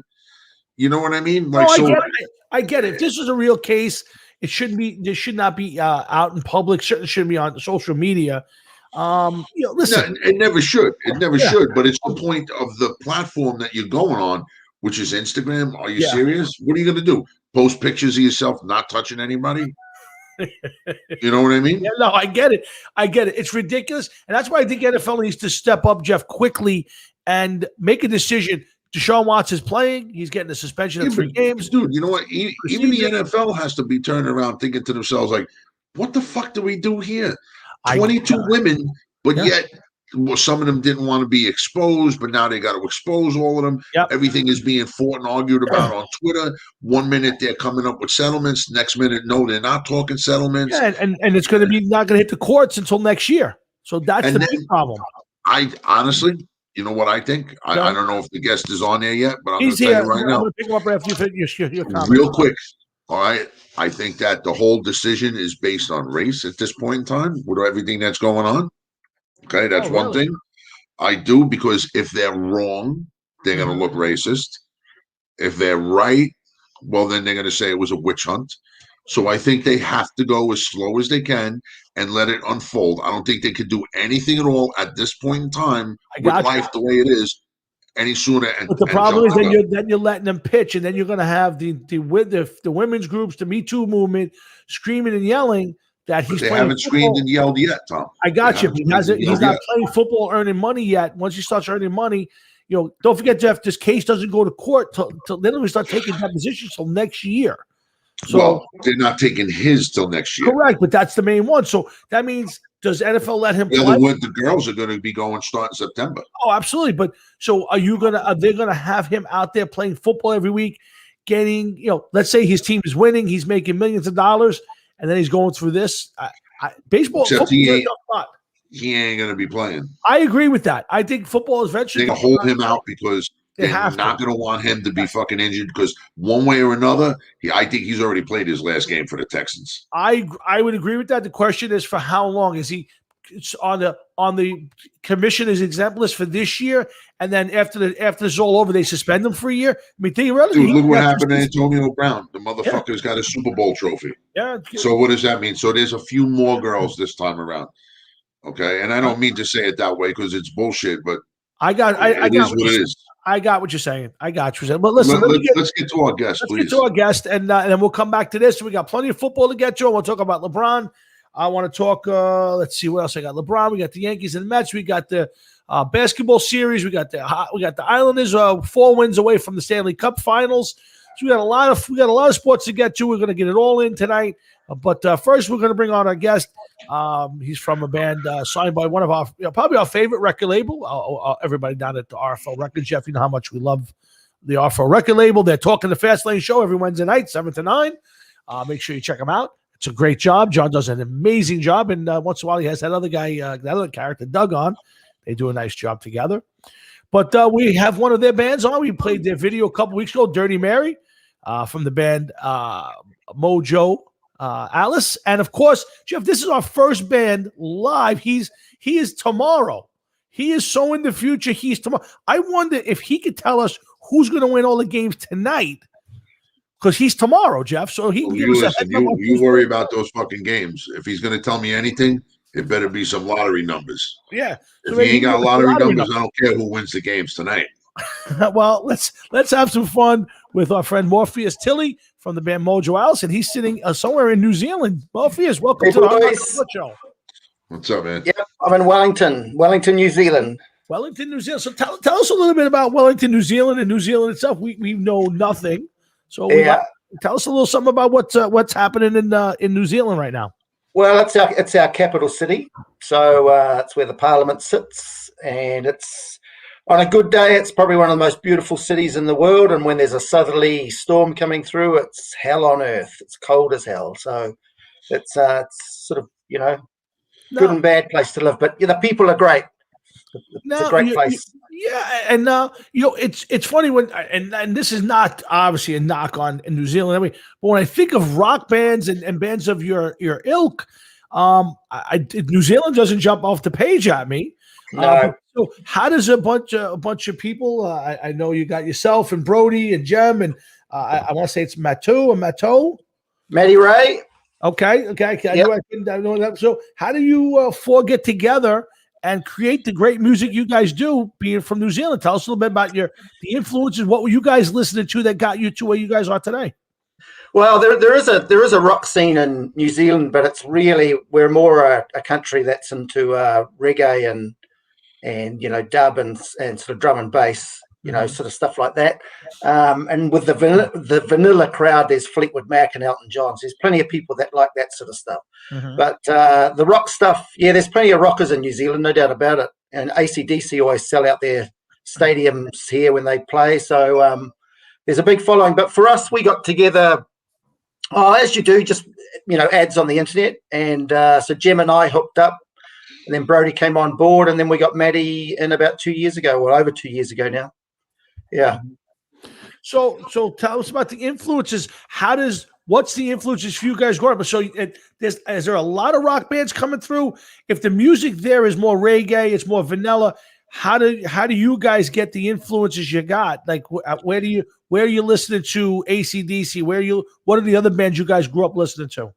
Well, it's the same all over the world. New Zealand's always had the big bands come through. I mean, you know, Zeppelin came here in '72, just one tour, and you know, we get everybody through. It doesn't matter who it is. Motorhead played here in the '80s and '90s and into the 2000s. It's my influences. I mean, I've got older brothers and sisters, so I grew up in a household with Bachman Turner Overdrive and Deep Purple, Led Zepp, you know, Black Sabbath. So I had all that stuff as a child pumping out of the house. So I bring that to the band. Brody and Maddie are more recent. They're a bit younger than me. So they're, you know, into Lamb of God and Pantera, you know, Black Label Society. We all love Ozzy. We're all AC/DC fans. Jem's a big Meatloaf fan. She loves Joan Jett. And, you know, the current bands that we really like, that are like us, we, you know, obviously we love Hailstorm and the Pretty Reckless are the two bands that we really look up to, female singers. And, of course, in New Zealand, we've got Devilskins, our premier heavy metal band at the moment. Now, Jeff, and by the way, jump in, Jeff, anytime. I'm just kind of throwing stuff coming to my head here. But how do you guys, as a smaller band, trying to get out there? Now, it's got to make it a little easier today with social media. Yeah. But with, you know, the getting the name of the band out, the music out, how difficult is it where you guys are? Is it something where you kind of uproot and go someplace else to really kick it in, or because of social media gives you more of a leg up on it? Yeah, it does. And you can, you know, the good thing about the music industry now is anyone can put their music out, which I think is a positive, because you get to hear some great artists that you wouldn't through the old system, through record companies. But you've got to have the songs. I think, you know, for us, we're really hard on ourselves. So when we write, we make sure that it sounds good to us, and we try not to have any filler tracks on our records, you know. So we work really hard to get the arrangements right and the melodies right.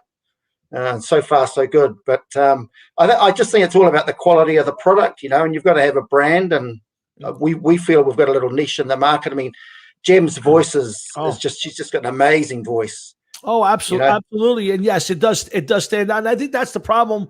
You're right that so many people out there are recording their music and getting it out onto the internet, that you got to have something that just jumps out and kind of clears the path to give you a little bit more of getting more people paying attention to you. You know what I'm saying? Yeah. So Jem's voice, agreed. She's got a great voice. I love the band's the music and the style. Tell us a bit about being on RFL Records. How'd you guys hook up with John and everybody there? And to me, one of the better independent labels out there. They've been amazing. I just, you know, want to give a shout out to John and Doug and Jeff as well. Jeff Westlake, we've been working with him recently. He's been remixing our album, but I'll get onto that shortly. We met Doug through we did a podcast with the Mary Holt, and Doug was on there, being really positive in his exuberant way. And then we just got chatting, and one thing went to another and led to another, and we ended up with RFL. But it's just, for us, it's just a great match. You know, these guys are passionate, really supportive. As a band, we're like a family, and that's how we see RFL as well. So it's just been perfect. Actually, it's going really well. Yeah, John. Doug's great. He's got one. Jeff, would you call it a weakness? He's got one issue that I wish he could fix, and it's, you know, you guys are over there. You're safe from the NFL. I don't know if you guys are big sports fans, but you know, Doug roots for a team here that's, you know, it's kind of a fraudulent. Thank God he's not a Giant fan. Let's put it that way. It's kind of a fraudulent thing. They call themselves America's team, but it's kind of a bullshit thing. The last time they won anything, I don't even think any of us were born then. When Doug's team won something, it's kind of sad, Morpheus. How is the sport? Give us a little something about sports out there. What do you? What's the big sport? What's the national sport of New Zealand? Oh, we're rugby crazy in our country. So we've got the All Blacks. I don't know whether you've ever heard of the All Blacks, but they're sort of like the world leaders. Have won a couple of World Cups. So rugby's huge. Netball, soccer, football. Mm-hmm. I mean, people follow the NFL, and we have a sports show Monday to Friday on telly that always covers the baseball and the basketball and the NFL in America. Okay. So rugby league's big, but everybody's into everything here. For a country of 5 million people, I think per head of population, we've got some amazing sports people. Some real world leaders. But it's a great environment to play sport in New Zealand. Climate's good. But and the music scene's even better. And I tell you, I got to listen to some of the new album. It's killer. Tell us about it. I know you're working. You're working with the guy that I think. Yeah, I know. Yeah, Doug. Yeah, 5-time champs. Yeah, I got you. Yeah, Doug. Doug, keep telling yourself all that, Doug. You're all right. You gotta give somebody with a. I have no dog in this fight, but I gotta say, man, Doug, he's so deeply involved with the Giants. It's a shame. He doesn't want to see it. He's blind that everybody else sees it. This team is going to finish 4th place in the division this year. You watch. I should have had John come on the phone to help me out today. John would help me out, but that's okay. John, listen, it's unfortunate. John's a great guy, nice guy, but his Steelers win 11, 12 games, and then he comes on and he complains that they didn't win every game they ever played. It's like, you just can't make a Steelers fan happy. It's unbelievable. He's got a point, John. He does have a point. But Morpheus, tell us. I know you've been working with the he's the evil genius, Jeff Westlake. I mean, the guy goes in, comes out. There's beautiful music everywhere. Jeff's a great guy and an amazing musician. Tell us a little bit about working with Jeff on this album. It's been bloody good fun, actually. For us, because we basically wrote all that album ourselves, and we gave it to Jeff, and obviously we're really passionate about it.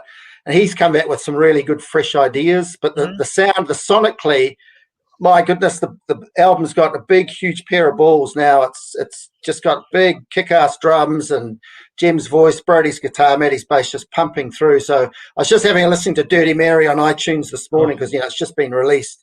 Sonically, it sounds fantastic. So he's done a brilliant job, and he's a great guy. He's one of the brothers now. We've all sent each other voice messages under the influence, and I think that's when you do that, you're part of the family, then, aren't you? Absolutely. And that he's Morpheus Tilley. He's from the band MOJO Alice. He's the drummer. He's with Jeff Towinski, Tom Flory here on the Hard Rock and Sports Show. We're here every Thursday night, 7 to 9:30. We look forward to talking some more tonight. We got a lot of football to get to. We got a lot of other music to get to, a lot of other stuff tonight to get to tonight. Remember, we got other guests coming up in the near future. Danny Zielinski.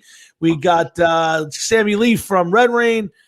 Somebody else coming up in the near future, but I don't know. I'll put something out. But right now, we're talking to Morpheus about the new album. I think it comes out on July 9th, Liquid Sin. Yep. And it's tell us right now, first of all, I know you can go to rforecords.com, but where else can people find MOJO Alice and everything going? By the way, you have to tell me, after you tell me of that, where'd you come up and what does MOJO Alice mean? But tell us first where you can find more information about you guys and the music. Well, we've got a website, obviously, as most bands do, Facebook page. So mojoaliceband.com is our website. And, you can sign up to email and be part of the fan group there. We've got MOJO Alice on the Facebook. There's a Mojo Mofos, which is our private fan group there, which basically Doug runs now, and he's bloody hard case with his posts and that. Oh. So our music's, I think, Dirty Mary's out on most digital platforms today. And then the album comes out on the 9th of July. Mm-hmm. So the name MOJO Alice, it sort of came about, well, we're all blues fans, and there's a lot of, you can hear the blues running through the music with us. I mean, I'm a big blues fan, Muddy Waters and Howling Wolf in particular, those guys. So the Mojo's really about the blues and all that sort of the themes and stuff that runs with that. And then the Alice, originally it was about Alice in Wonderland and the themes that run through that book and how crazy it is, because it's quite similar to being in a band. I mean, being in a band and traveling, playing all these shows, it's kind of random sometimes, and all sorts of stuff happens as musicians know that you got to be prepared for. So Alice in Wonderland is sort of a bit of a fantasy thing that runs with that. So, and also I think with Jem being our lead singer, she really adds that Alice element to it as well. Okay, it's just an interesting name, and thank you for telling us. First off, before I go over any further, make sure that Doug doesn't try to put any of his cowboy stuff into your, no logos. It's a killer here in the United States. People really hate his team. I can't say it enough. It bothers me because I think you guys are a great band, and I just hope that Doug doesn't try to get any cowboy stuff into it. So please do me a favor. Make sure you keep the cowboy logo off of your stuff. All right, I will make sure. Thank you very much, Morpheus. That's what I need to hear. We love working with Jeff. I'm curious. Now, Jeff's an established guy. He's played all over the country. He's put out some great music. When he's producing your stuff and you guys are sending it to him and he's kicking it back, do you guys are you comfortable saying to him, "Hey, Jeff, I don't want to do it that way. We don't want it to sound that way." Jeff is a great musician. I've listened to all of his stuff, and but in his ear, maybe it's one thing. Do you guys have it with you to say, "Hey, that's not what we want," or do you go with what he tells you? No, well, we try and meet in the middle. He's been fantastic. He's done some stuff with the album that there's some things he sent to us that it took us a while to get our head around. But in the end, we sent him a check sheet to say, well, this is how we want it to sound, and he worked his way through it. And some things he changed and back the way it was, and other things we left. But he's got some great, really creative ideas, and he's put a really good beginning onto one of our songs called "Not Unto You," which we had never thought about, but we all liked it so much that we're going to use it in our live shows from now on. So it's toing and froing, really. He listens, we listen, but ultimately the producer has, he has the say, isn't he? He's the man. And, we trust and respect them too. Yeah, and it's good to have somebody like that who's done it in many ways with different projects on his own. Like I said, I'm not blowing smoke. I think Doug's a fantastic musician, a great producer. I love his hydrant and stuff, his solo stuff, everything. I have yet to see it, and he really has some great. I don't know if you're a Kiss fan, but he sent me some of his Kiss covers, and they're amazing. Yeah. The way we recorded the album was because we didn't have a lot of money. We did it pretty bare bones.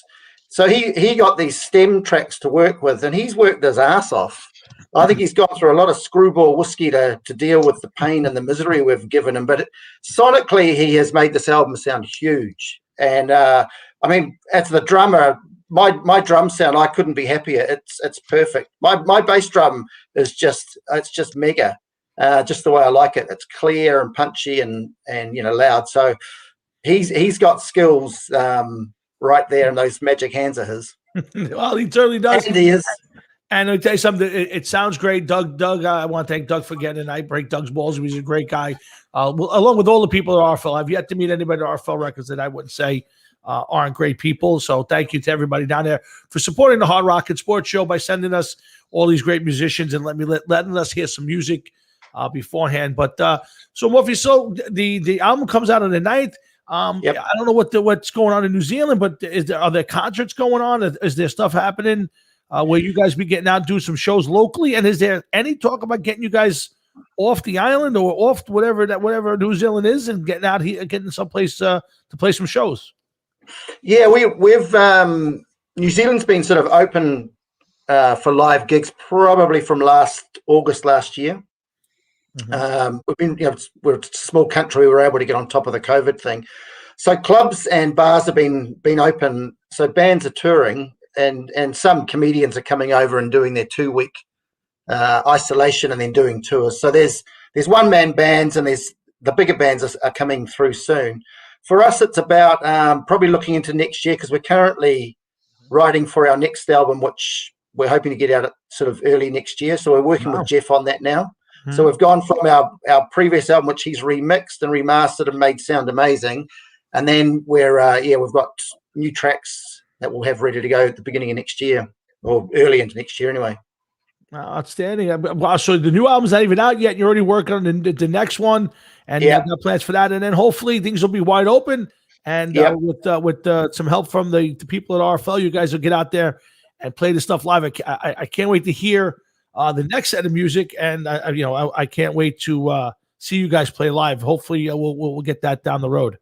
Yeah, we're looking forward to it too. Yeah, it's one thing about getting out of the country and touring through the US. We're really looking forward to being able to do that. Oh, absolutely, guys! Hard Rockin' Sports here, Jeff, Tom, and Morpheus. We're going to wrap this up and say goodbye to our good friend. But you have to promise us one thing. Besides getting us some new music, Jeff and I need the lottery numbers. So when you hang up, our lottery doesn't come out for a couple hours. So send it to us now so we can run out and play it. Because you guys are what, 12 hours ahead, so you already know what's happened here today, right? Is that how it works? Yeah, it's 12:36 in the afternoon, Friday afternoon here. Yeah, so it's Thursday night here at 8:30. So when the lottery goes off 11 o'clock tonight, you have the numbers for us now. Give it to us, right, Jeff? I mean, share the wealth. Nice. I'd love to be able to. I'd be joining in too if that's the way it worked. Now, the only thing I can tell you is the weather's good. It's not too cold, being that we're heading into winter here.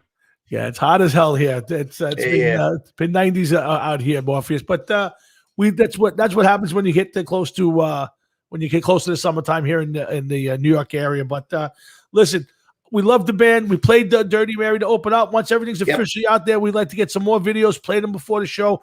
I can't thank you, your band, everybody at RFL Records for being part of coming on the show and being part of this broadcast. And we wish you guys lots of luck and success. And please don't be a stranger. Please and spread the word in New Zealand about the Hard Rockin' Sports Show. We don't talk a lot of rugby, but we can bring it in, right, Jeff? We can get a little rugby. There you go. We'll have to watch a little bit. I was learn the game. Your show's wild. Was it Carmine you had on about an hour ago? Was that the guy in the car? Yes, that was Carmine. Yes, he's badass. I'd love to go drinking with him. Yeah, that was good fun. Let me tell you something. Carmine is as advertised. He is out of his freaking mind. If you get a chance to find him on Facebook and you follow him, his videos are just what you saw there. It's a lot of fun. So I appreciate you popping on tonight. Again, thanks for having us. Cheers for that, boys. You're welcome anytime. We're big fans, and we'll keep pushing the music here. And like I said, come back anytime you feel like you want to get something out there. We'd love to have you back. Thanks, Tommy. Cheers, Morpheus, Jeff. Thank you very much. You're welcome. That's Morpheus Tilly. He's a drummer with MOJO Alice in RFORecords.com. And of course, check out all the other websites. You'll catch them on. Morpheus, have a great day. You're in the daytime. Yeah. My best to the rest of the band, and we'll see you soon. Cheers, guys. Thanks very much. See ya. Right. There he goes, Morpheus Tilly. That's say he's our good friend now. Jeff, it's been a couple of nice interviews. We had our good friend Terry Leroi. It felt funny calling Terry. After we call him Granny. Yeah. But but thanks to all the RFL guys, John, Doug. I see Jeff Westlake popping up. I see Christine. I see everybody over at RFL watching tonight. So thanks, guys. Much appreciated as always. And we'll hopefully I'll get to do a little panel with you guys again soon. So hopefully we'll get together again. But in the meantime, Hard Rockin' Sports Show must move on. We have other things to do. Jeff, the show is yours. How would you like to proceed from here? I don't know. What do you got on your list over there? Well, we could talk about Kyrie Irving. We could talk about LeBron James. We could talk about Jim Fossil passing away, if you'd like to talk about Jim Fossil. We could talk a little more about doctoring baseballs. We could talk about we could do our top 10 NFL stuff, if you like. Whatever you want to hit. I mean, let's do the top 10 stuff. Let's have some fun with that right now. All right. Let's in a little bit of an NFL talking mood. Are you okay in your chair? I see you got that grimacing face like the dam is holding back the logs. No, it's all good. It's all good, man. All right. So, Jeff, I have a top 10 list. You have a top 10 list. Yes. Would you like to recite your top 10 list first? Would you like to? What I'd like to do is just we should each trade off. Because you don't know what we each got on the list, and maybe okay, you know what I'm saying? That's fine. And we could comment at the after. So let's start with our 10th This is guys. This is our top 10 things we're looking forward to in the NFL this season. Well, keeping an eye on. I wouldn't say looking forward to because my list isn't about looking forward. My list is about dissecting and shredding shit. I have a legitimate list. I guarantee you. So do I. I got a legitimate list too. This knucklehead is going to come up with a shredding the Giants thing, and that's fine if that's how he wants to play. As the straight, normal, let's go broadcaster. Okay, let's see what you got. 10. Number 10. Number 10. I was going to say go from 1 to 10. Whatever you want to do. 10, working our way back. Go ahead. Doug. Your record against the Giants means nothing. The Giants have won 2 Super Bowls since the last time you guys even. Oh God! You know what? By the time this season ends, the Cowboys. That's wrong, Doug. The Cowboys are going to be 71-47-2. Tom, please. All right, number 10. I am looking forward to, as I always do, to seeing how the new crop of rookies do in the NFL this year. It's always been I mean, by the way, I want to, as we go through these, just want to, whether you had it on your list or not. So please, go ahead. But go on. So yes, I'm looking forward to seeing the new crop of rookies. I always, to me, it's always, who's a bust, who they're giving up on too early, who's a guy that came out of nowhere. I love watching the rookies and see how they do. See what rookies can stay on the field, who can't. To me, number 10, that's what I'm looking forward to. That's the 10th most thing I'm looking forward to this year, watching out for, is how the rookies do. All right. Well, I'll be honest with you. I didn't put mine in an order of 10 to 1. All right. I jotted down 10 quick things. So I'm going to go from number 1 on to 10. You do whatever you want. So number 1 on my list that I'm watching for this year, believe it or not, is the NFC East. Oh, there we go. And I'm going to tell you why. Because I don't think that either one of the 4 teams in that division really did anything to set themselves apart from the other 3 in that division.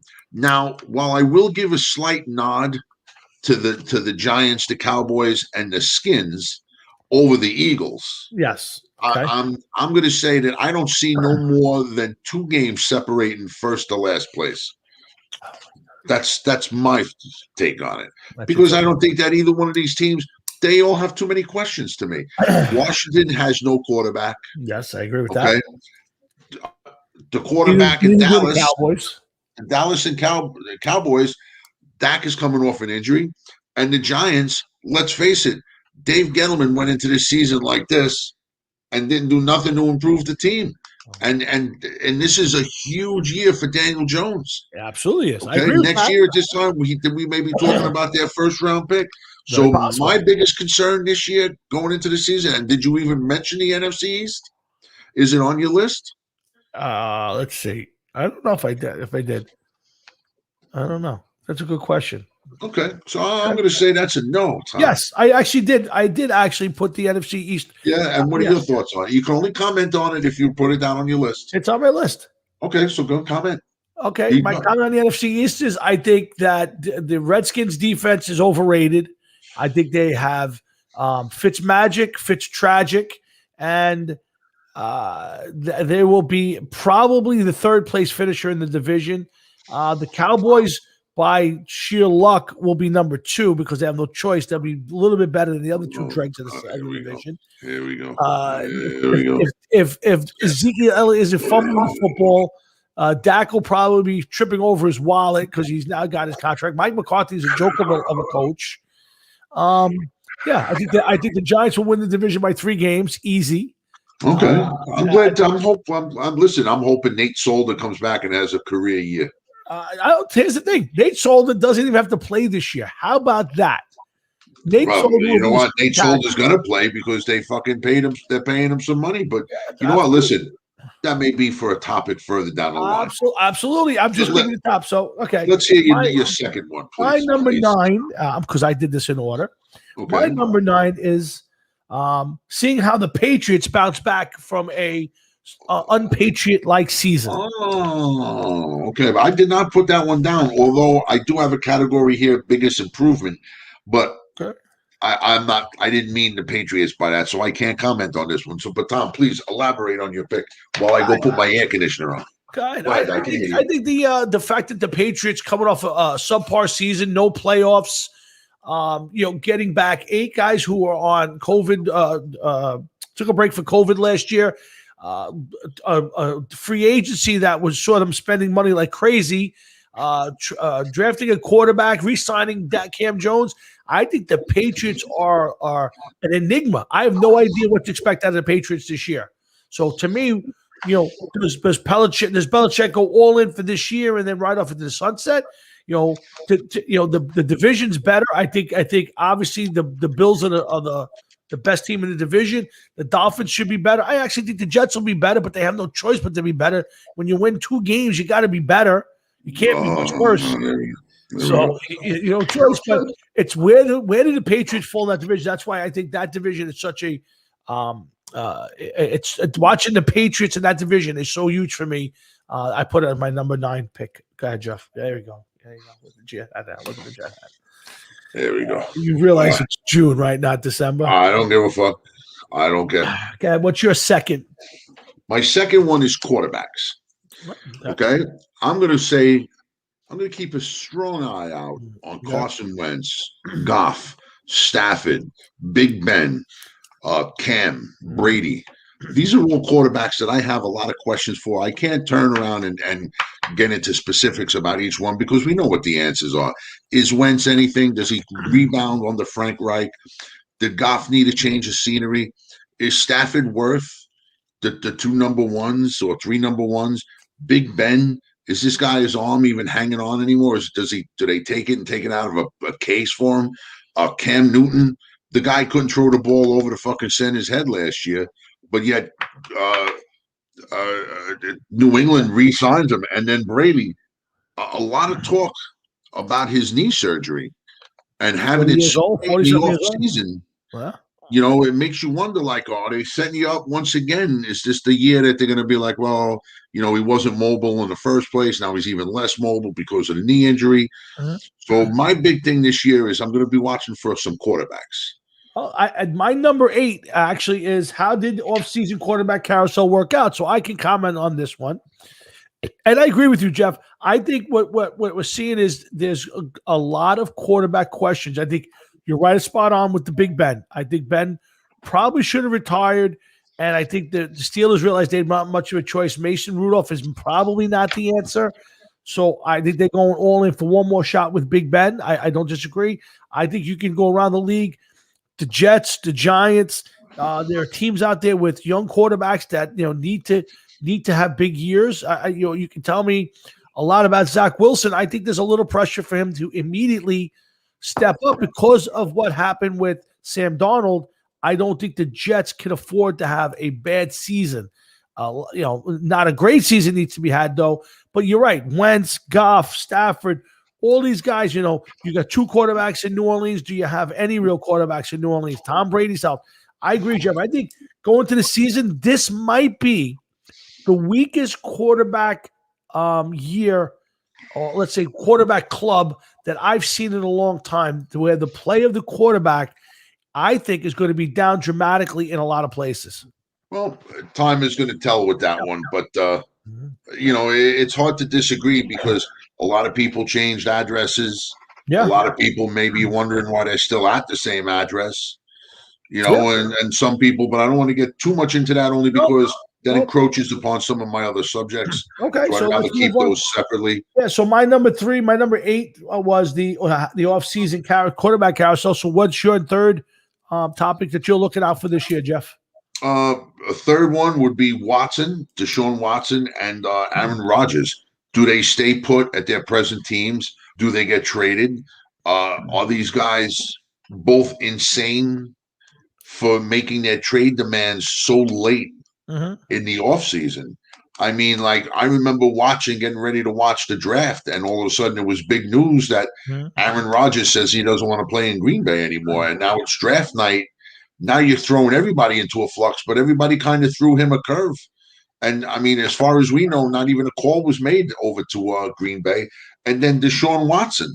not only do you say that you want to get traded, but you wait till there's 22 or 23 accusations of sexual harassment against you to announce that you will want to play, gratefully for Denver, that you're picking Denver. And it's like, are you fucking kidding me? This is after Denver went out and traded or whatever it is they did for Teddy Bridgewater, and names have been possibly linked to Aaron Rodgers. What the fuck? What is going on? Yeah, I think this is probably the biggest stories going into the off season. I mean, the Texans aren't a good team, but a lot of people were starting to move Deshaun Watson to the top of the league, or right there in that mix. And by the way, just for the record, I am one of those people that did say when this came out that the Jets should consider trading up some of those number one picks that they had to get Deshaun Watson. I'm more than ecstatic that they didn't do it. I don't know if I'm ecstatic that they have Zach Wilson, but I'm more than ecstatic that they do not have Deshaun Watson. Yeah, I think the one thing the Jets didn't need is a quarterback controversy of any type, or any controversy with a new staff and new hopefully a new attitude coming in this year. You're right, Jeff. I think it's huge for the Jets that they did not get Deshaun Watson. First of all, I thought the price tag was going to be way too high anyway, but yeah, I think in the end it worked out. I think the Aaron Rodgers one is the more confusing of it because, I don't get what his problem is. I think he just doesn't want to play in Green Bay. He's just his new Hollywood girlfriend doesn't want to be, at Max McGee's, as somebody said today, Max McGee's restaurant in December in Green Bay. I get it, but to me, the team's been in the NFC Championship game 2 years in a row. There's nothing wrong with this team other than just it's got a little bit of a defensive fault around the league. I think that's the most. I think if you and I were doing a training camp report show, which we'll do August the 5th, I think you and I would probably be opening with this as the top story. Does Aaron Rodgers show up for camp? Is Deshaun Watson allowed to show up for camp? I think that would be our biggest topic opening the show that night. Very well may be. Yep, let's move on. Let's move on again. Hard Rock and Sports, Jeff and Tommy, every Thursday night, 7 to 9:30. Keep checking us out. Please tell your friends about us. By the way, if you're a lady out there, I got a few women's T-shirts, Hard Rock and Sports T-shirts. If you want one, make sure you message me. If you're a guy and you want one for your wife or your daughter, by all means, reach out to Jeff or I got a couple extra I can send out to you. Speaking of fans in faraway places, any count on Israel this week? I did not look, but I can if you'd like me to. I can check it out right now. Let's get back to that. And let's stick with this. This is rolling pretty good, man. Yeah. So, Jeff, my number 7 topic of the show of that is I'm looking forward to seeing no social justice messaging. I'm by the way, we did have a uptick in the Israel. We are now at 9.34%. Up from 9.2% last week, so we are definitely up. And we've got Germany has popped in. We have Germany now 0.82%. We are less than 1% there, but nonetheless, there's somebody in Germany is listening to the Hard Rock and Sports Show. I would like to think at this point in time that these people in Israel, that everything that they're going through, that they are coming and listening to our soothing voices, our pretty faces, to help them get through one of their darkest times. Well, that is good to hear, and I'm sure they are. And kind of strange that Israel and Germany are listening together. But hey, we bring people together, Jeff. That's what we do here at Hard Rock. There you go, man. We promote that shit. Yeah, my next thing is I'm curious to see how the NFL handles social justice messaging year 2. Is it now off the back of the helmets? Are we done seeing people kneel? Have we moved on from all of this now, Jeff? So to me, that's starting to creep up on the list. I want to see how it goes moving forward. I think it's going to be worse the first start of an NFL season with a new president and everything, and especially a Democratic president or liberal. I think it's actually going to get worse. I hope not. I hope that it starts to get better, but I don't see that. Okay. I don't see it. Jeff, what's next up on your list of things that you're looking forward to seeing this year? Here's the smile. Here we go. Okay. This is where it gets to be jerk off time. Go ahead. No, it doesn't get to jerk off time. This is some serious shit, man. It is. Good. I'm waiting. One of my biggest watches this year is going to be Barkley, Gettleman, Jones, the New York Giants. Not so much the whole New York Giants, I'm putting them on notice now, and I'm holding them responsible for their season that they have. Saquon Barkley coming off a knee injury, been injured in every season that he's played in so far. Okay, I want to see what happens to him. Do they sign him long term? What happens to Saquon Jones? Does he take the next step in the right direction? Does he take a step backwards? What happens? Does he fall off the dock and get into the fucking water? I don't know. Okay, Gettleman. When is this man going to show any responsibility? Some kind of responsibility, something. When is it going to happen? I'm putting them on notice. I'm holding them responsible, and I'm coming for heads. Probably around the third week of the season. What if they're 3-0 with the third week of the season? Tom, the only way this team's going to be 3-0 is if they're playing the fucking New York Centrals 3 weeks in a row. It's not happening. Not happening. My next one would be, I'm going to skip over because we already talked about the AFC East, so I'm going to skip over my number 6 and go to my number 5, which is, can the Chiefs buck the trend of Super Bowl losers who collapsed the next season? You know, Jeff, since I can't remember, maybe the last team that didn't was the Patriot team that lost to the Seahawks and then came back the next year and won.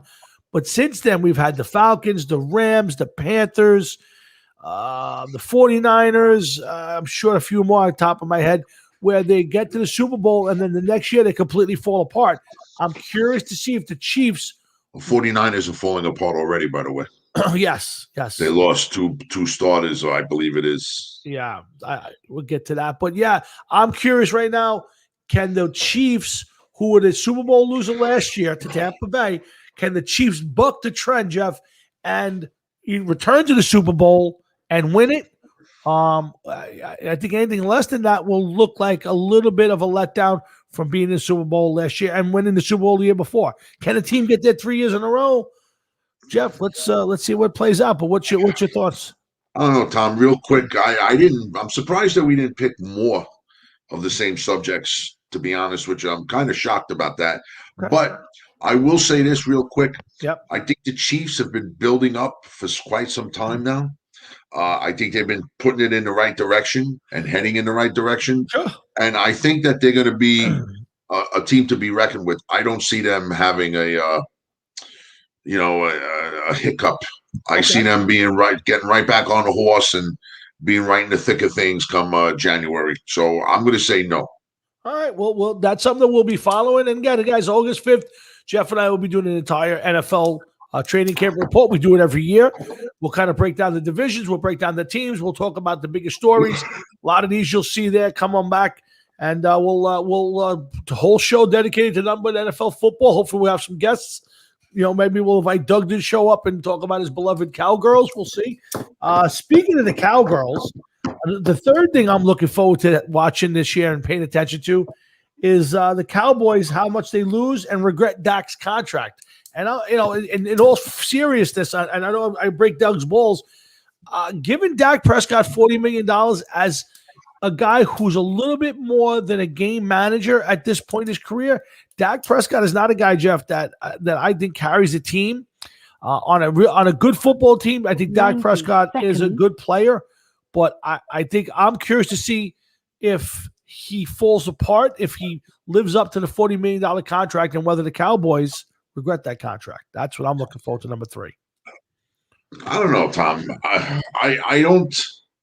I think what they did is they signed him as high as they did, thinking that in a year or two that there's going to be a $50+ million a year quarterback, and that they're going to have a reasonable contract on their hands. That's just me. Let's see what happens. But I think that would also fall under the guys of the NFC East. And did any of these teams do anything to really outdo one another in the offseason? And I really don't think so. I disagree with you, Jeff. I know you're not a Giant guy, and I know you think I'm bleeding blue on this one, but when I look at this Giant team, I think it's very well constructed. I think the secondary is a force. I think I believe the offensive line will be better. I think they've gotten tremendously better at receiver. I think you could easily qualify this Giant team on paper as a top 5 receiving team with Galladay and Shepard, Darius Slayton, the kid, Kadarius Toney, Ingram, who I am not the hugest fan of, but and then when you mix in Barkley and Jones, I think this is a good offensive team. And we all know the Giants were carried by the defense last year. So I think they build on the 5-3 team. But again, other than that, I agree with you. I don't think the NFC East, the other teams, I mean, the Redskins are going to the season, Jeff, with Fitzpatrick as their quarterback. What's that telling you? Redskins are going to a season with a defense that's going to fucking scare a lot of people, Tom. Yeah, again, I'm not doubting that for a second, but we all know that in a big game, Fitzpatrick turns it from Fitzmagic to Fitztragic, and he will. Yeah, but you're not asking Fitzpatrick to throw with the defense that they have. You're not asking Fitzpatrick to throw for 300 yards and put 28 points a game. I think their defensive line can be special. They have a very bad secondary. They have a so-so linebacking core. Again, do I think Washington is going to be the worst team in the division? No. Do I think they're below 500? Probably, yes. But I think they'll hover around 500. They'll win some games with that defense, Jeff. I think you're right. They may have the best defense in the conference when it's all said because of their pass rush. So I agree. Let's see what happens, Tommy. Let's see what happens. What's next on your list, Jeff? Next for me is Joe Burrow and the Bengals. Oh, interesting. Okay? Did getting his college teammate to be his receiver in the NFL go good?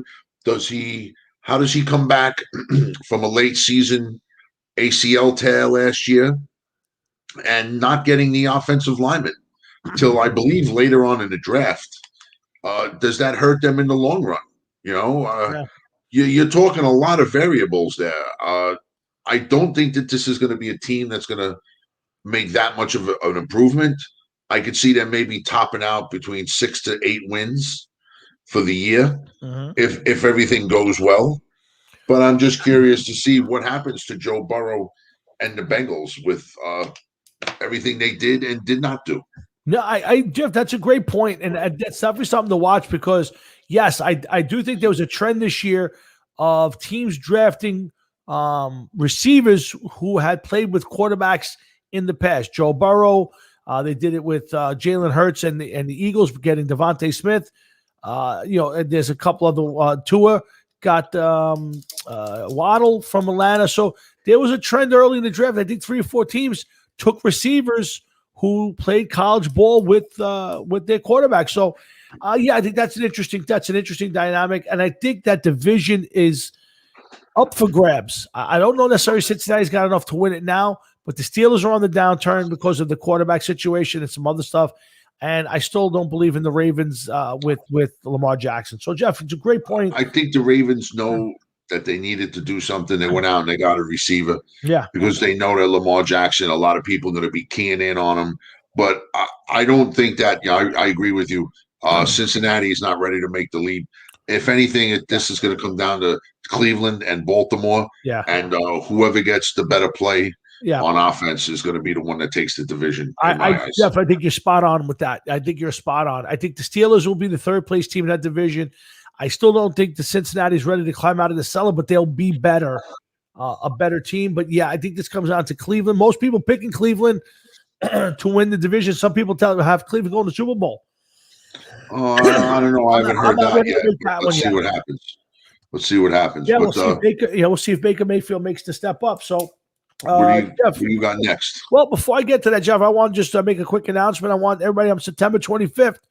I know it's a little ways off, but don't make any plans. Go out to the Hub, 370 West Church Street in Newark, Ohio, for the Leroi Boy birthday bash. And our good friends at Black Sasquatch will be popping in, and they'll be doing a little something there. $10 at the door. The doors are at 6, and the band start at 7. And make sure you guys come out and check out the 2nd annual Leroi Boy birthday bash. And our good friends at the Black Sasquatch. We'll let some other bands playing, but we care about Black Sasquatch. They also, let's see, did this happen yet? This is what date? Just Saturday night, June the 12th. That's right. Our friends at So High and Black Sasquatch will be at the Buzzbin, where Loud lives at 331 Cleveland Avenue, Northwest Canton, Ohio. Get out there this Saturday night at 9 p.m. So High, Black Sasquatch, and some others this Saturday night at the Buzzbin in Canton, Ohio. But Jeff, my next topic, and I think this is a really a fun one for me. And I'm looking forward to seeing if both New York teams become relevant again. It's a long time that I'm going to have to do some research. When was the last time the Giants and Jets got into a late season? I think it's 2011 when the Giants beat the Jets on Christmas Eve. Christmas Eve. I think that might have been the last time when both teams were actually relevant. And I think this year with both these new coaching staffs, and I know the Giants got a year in, but new coaching staffs, no pandemic, a rookie quarterback, third-year quarterback, lots of big players. I think this is a year that both New York teams will be relevant. Will they both be great? No. Will they both make the playoffs? Absolutely not. But I think New York football has a chance over the next few years to become very relevant in both the AFC and the NFC. I don't know about that, Tom. I don't think the Jets are anywhere near it. This is a big year for them, of course, because if the solid program doesn't take off the ground, which a lot of people see behind it and everything else, I think they're happy. Not so much because it's him, but because it's not Adam Gase. Correct. I think that's right now at this point in time. That's how I'll rephrase that. But I don't know if the Giants are ready to take a step forward. I don't know. Time is going to tell. Like I said earlier, to me, just those three questions: Barkley's, his health, and what happens. Jones, does he take the next step? And Gettleman, when does this man held accountable for a team that's won 20 games in 4 years? So there's a lot on both sides, not just the Jets, both sides. And right now, to tell you the truth, I would not shock me if either one of them takes a leap ahead of the other. Okay. I don't think, when I mean that, I mean maybe 6-7 wins. I just don't see either team having it that much in them to take the next step. I really don't. Yeah, I think the biggest thing for the Jets right now is they're in might be the best division in football. So I think the Jets have a bigger struggle. I think the Giants have an easier path to being better and relevant because their division essentially sucks. So I think that's the one thing. But I think what you're going to see this year is improved play from both teams. I believe that. Whether that translates to wins, how many, I don't know yet. I'm going to start looking at both in the schedules. But I will tell you that I think both teams will be relevant in the sense that they will be playing better football. Again, translating to wins is a different story. We'll see. What's your next topic, Jeff? Mine, I don't know if you're going to like this one or not, but here we go. Go ahead. The New Orleans Saints. Oh, go ahead. A team that was on the path to a Super Bowl contender. Drew Brees retires. You still have Sean Payton. They're content under center, which I just do not understand. Everything for this team hinges on quarterback play. Yeah. This could be a team that not only will they be dismantled, you may see a complete new coaching staff 100%. after this year if this doesn't work out. So to me, 100%. a big thing is definitely watching the New Orleans Saints. They never had a complete offense and defense at the same time, and I don't believe they still do. But right now, is it safe to say that their defense may be the strong point? Just the fact that, Jeff, I think both quarterbacks are suspect. I'd have to agree with you. I think they're going to be living a lot on that. And surprisingly to me, that they didn't make, that we know of, they didn't make any didn't run out there to try and to bring in another veteran or somebody else. I think that would have been a place I could have seen, a lot of guys wind up in. So I am surprised, and I agree with you. I think if there's a complete falling apart, which there can be, that this could be the end of Sean Payton. Because if you're going to change quarterbacks, I think at this point you probably start from scratch and bring in a total new program.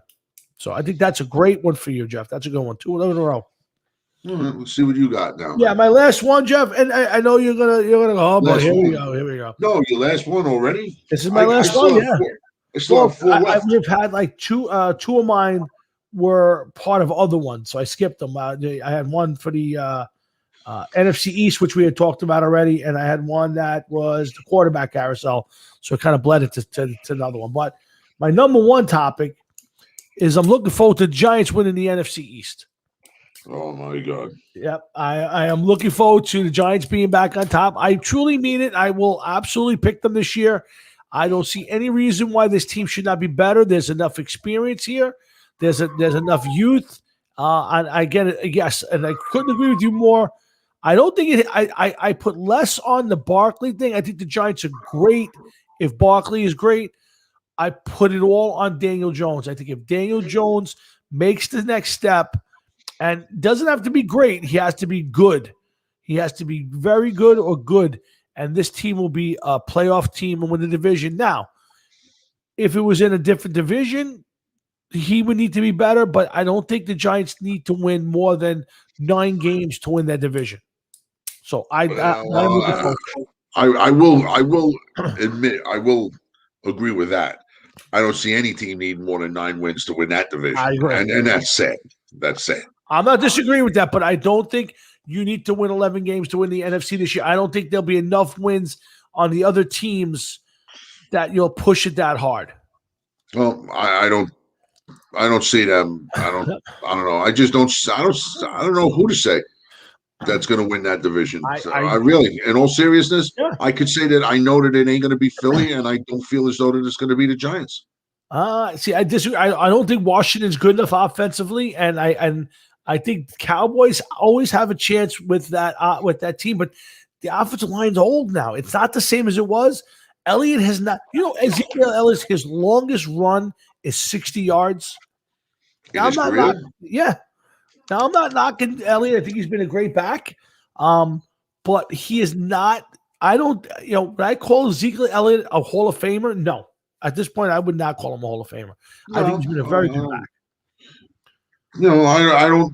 I think a lot of it has to do because they don't put such emphasis on the back anymore. So it's maybe some of his stats are getting lost in the mix. Maybe, but again, I think the biggest thing, you said it earlier. How does Dak come back from the ankle?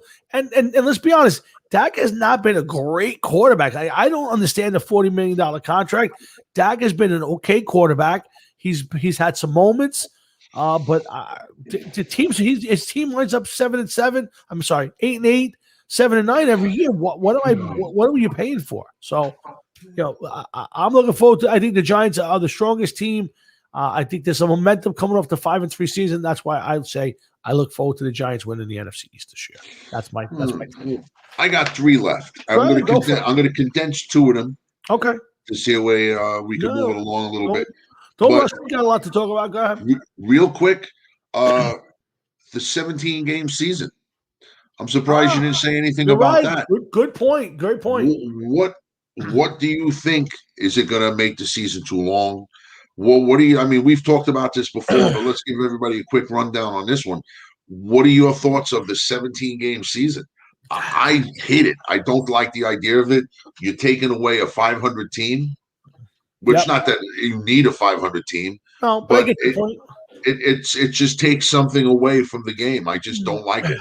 Well, the one thing I like about it, it's eliminating one preseason game, which I hate anyway. So, but you want to know something? You say that, and real quick, you say that, but you're just getting a one preseason game somewhere else in the schedule. No, maybe it's going to be near the end of the season, or maybe it's going to be in the beginning of the season. Because let's face it, with 17 games. You could rest a lot of starters in week 1 if you really wanted to. 100% right, Jeff. The first 4 weeks of the season regularly are basically an extended training camp. So yeah, I agree with you. I'm not a huge fan of this 17-game season. I love football, so an extra real game. But you're right. I think you're going to sacrifice a little bit of play, a little bit of health to some of the players. So I think in the end of it, it'll stick. Let me give you let me give you a scenario that I just thought of that we've never discussed before, and I think that it's a good one, and I think that you're going to agree with it. Let's take a diva, okay? Doesn't matter. Usually a wide receiver. Wouldn't you agree? I would more than likely. I would agree with that. Here's a diva in his contract year. Yep. Now he's got to play 17 games. Some of these guys don't want to play 16 games. That's very true. Now you're giving him 17 games. Okay. Let's say that he's a little bit older. Let's say he's closer to 30 than he really wants to be, but he could still grab another good contract. Okay. What happens now? Now this guy is going to be expected to really perform. 17 games, you're going to like, okay, he's going to play some, he's going to be in a couple different situations that maybe this one game gives him that he normally wouldn't be. Well, let's see how he does. This could affect people and free agency. Sure. And a whole bunch of different things. But that's something to consider. How does this hurt the diva player? Listen, I think it's a great point, Jeff. I mean, what does it do to stats? I mean, guy runs for 1,000 yards a year, 16 games. It's what, 60, 70 yards a game. Now you're adding the extra game in. Now it's 50 yards a game, 60 yards a game. You'll have more guys throwing for over 4,000 yards. Probably you'll have more guys running for over 1,000 yards. I think it dilutes it. I'm not a huge fan of it. I don't hate it. To me, I think 16 games was a perfect season. Will I watch game number 17? I absolutely will. Of course. Well, I think the record for football touchdown passes in the NFL is 55 or 58 or something like that. Something in that vein. Yeah, that's going to be going out the window. With an extra game, you're talking to get to 55. You're talking 3 1/4 passes a game. Okay. Now we know that's kind of hard because there's going to be some games where they throw 5, some games where they may have 1. Sure. Okay, but you're going to see a lot of different records fall, and are people going to turn around and keep those records, think of those records the same way? It's going to be very interesting, man. Very interesting. Absolutely, yeah. Looking forward to it, guys. It's going to be a great season. August 5th to be the Hard Rocket Sports spring training. Wow. Training camp show. We do it every year. Make sure you come on back. And Jeff and Tommy here. We got a few more minutes. You guys know I think you have one more topic you want to throw out? I got 2 more. I'm going to condense one of them, which is biggest improvement, biggest letdown, downfall. Okay. I'm going to say biggest improvement. What team do you think is going to make the biggest improvement? I'm going to go with the Miami Dolphins. I think they're going to become a playoff contender.